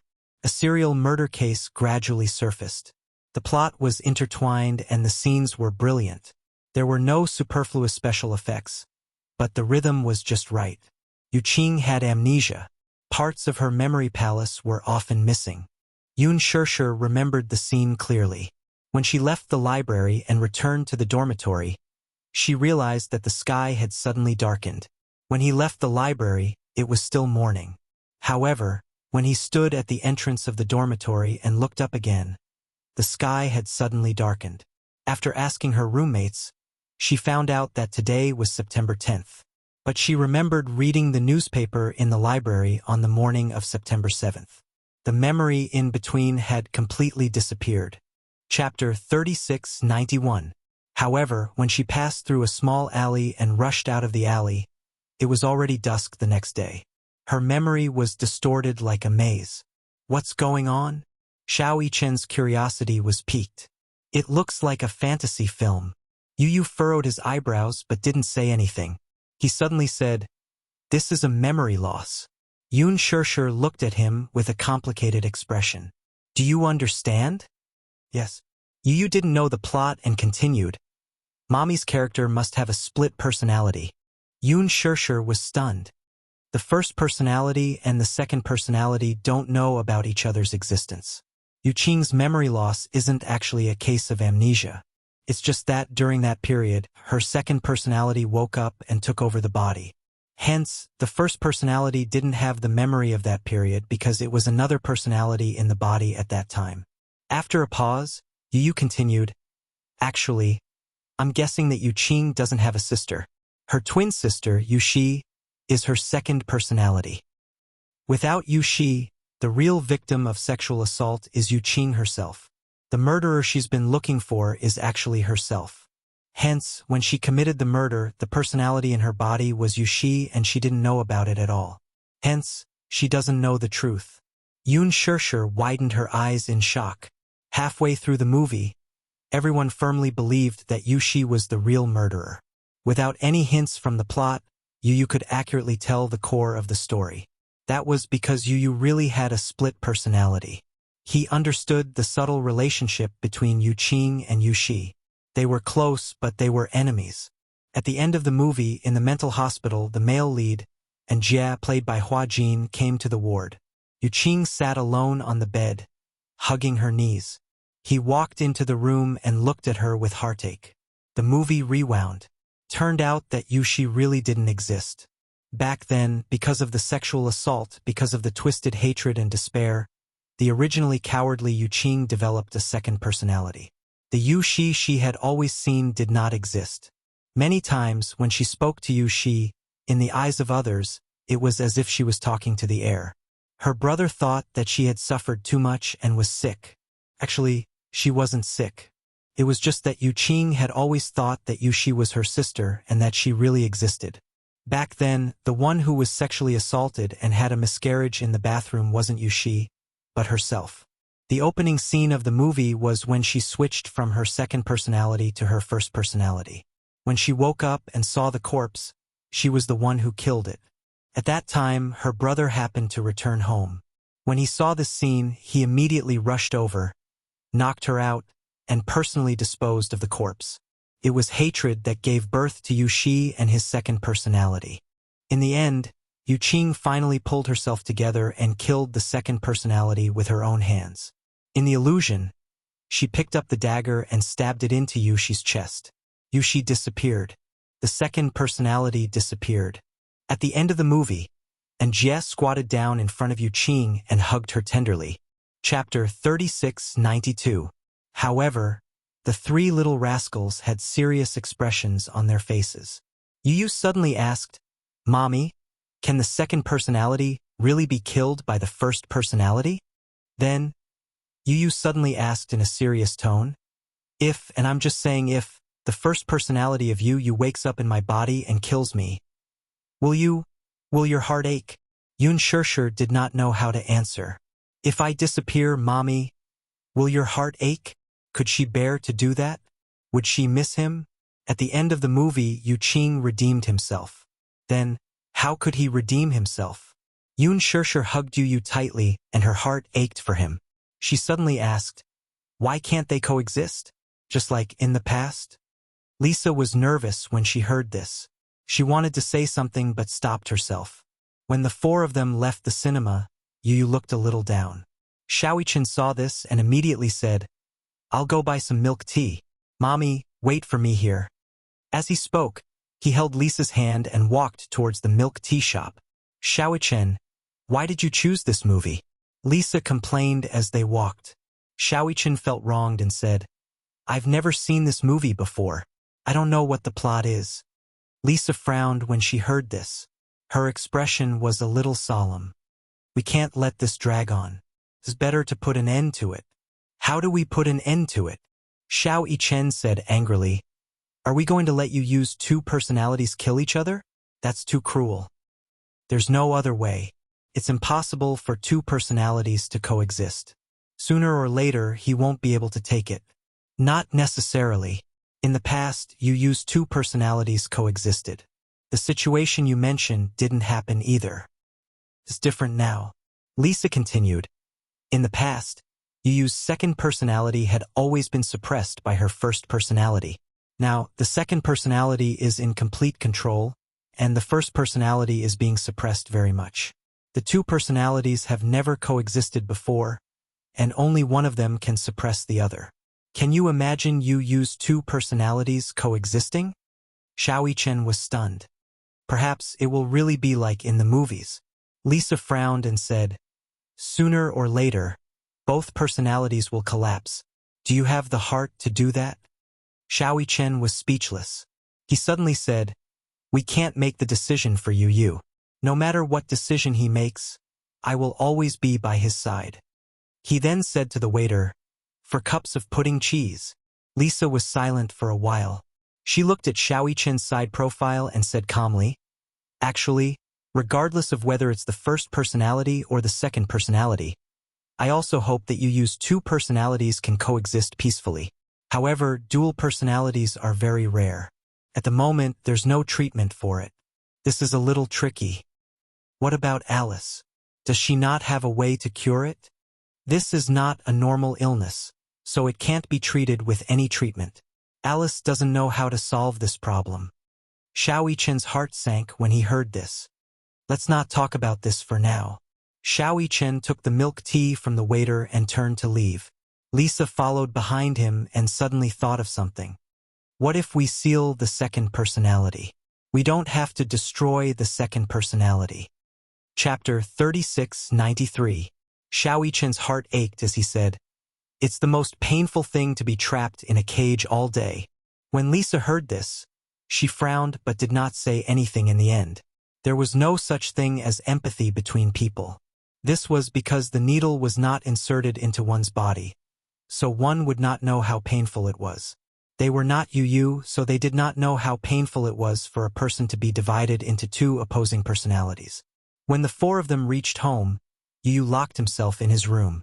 Xiaoyichen wanted to follow him in, but he realized that the door was locked. Yu! He knocked on the door gently. Yu's cold voice came from inside the room. I want to be alone. Xiaoyichen retracted his hand.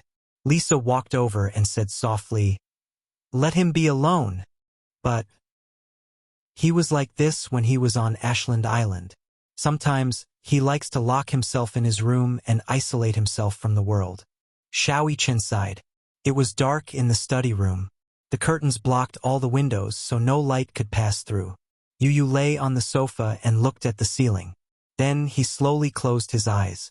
When he closed his eyes, the world became quiet and still. He imagined himself walking into a door. With a creak, the door slammed shut. Yu looked up and saw a cage in the empty dark room. Inside the cage was a child. This child had the exact same face as him, except that his face was excessively haggard. Yu walked to the door of the cage and looked down at him. Suddenly, he squatted down and looked at him expressionlessly. The child sensed the movement and looked up slightly. However, when he saw Yu's face, his pupils contracted violently. He pounced on the door of the cage and grabbed onto Yu's clothes tightly. "Let me out." Yu frowned slightly. He knew that the child in front of him was his other self. He was Yu's first personality. Back then, Alice's hypnosis tried to seal Yu's memories. However, she did not expect that she would accidentally awaken his second personality. The two personalities clashed violently. Yu's second personality tried to kill Yu's first personality. However, the second personality was wrong. He did not know that the first personality would never be killed.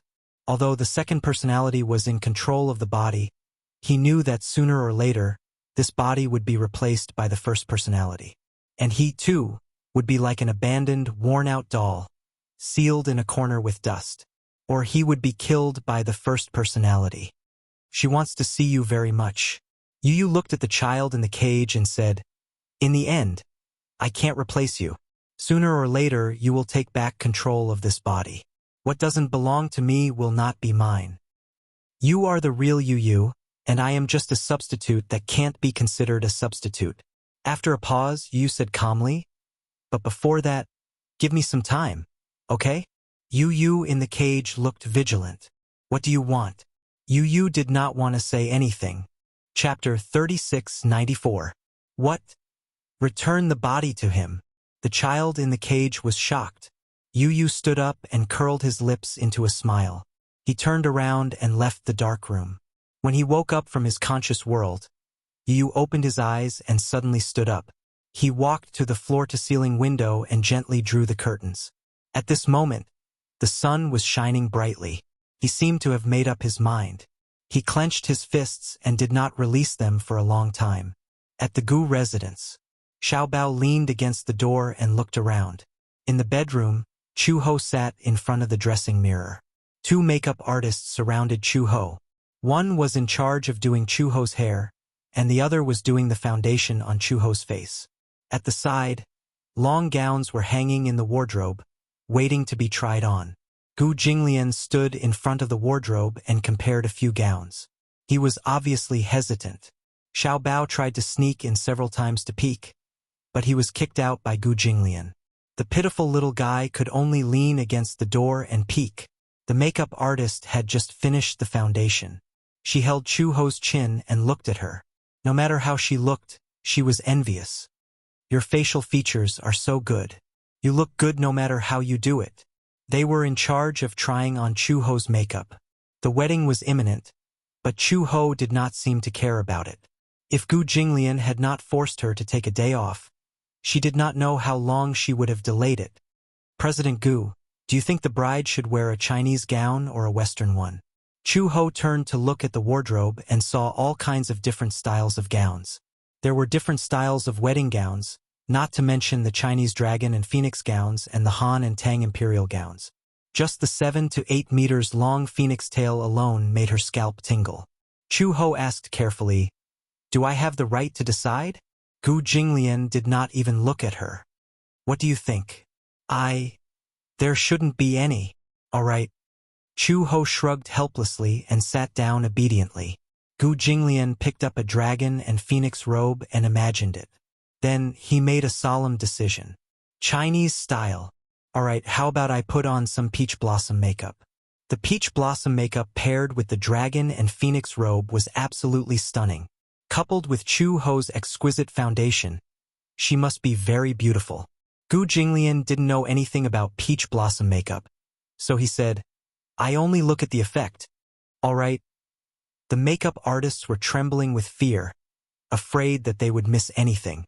When Gu Jinglian got married, the makeup artists he hired were all high-end and expensive. Of course, when the two makeup artists came to try on his makeup, Gu Jinglian also tried to be polite before resorting to violence. "If you don't look good, don't stay in this line of work." How terrifying! When they were first assigned the task, They did not expect that it would be to test the makeup of the Gu family's young master's fiancée. They thought that if they did not look good and offended the Gu family, they might not be able to continue in this line of work. Therefore, they put on makeup seriously and meticulously. Just the foundation makeup alone took an hour. Even when they used a magnifying glass to look at it, they could not see a single pore. A person's potential was indeed limitless. With the help of the supernatural makeup skills, Chu-Ho looked at herself in the mirror. Although she only put on a layer of foundation makeup, she looked like a flawless porcelain doll. Her skin was creamy and even more delicate than a baby's skin. Just the loose powder alone was spread on 2 layers. Then it was time for the eye makeup.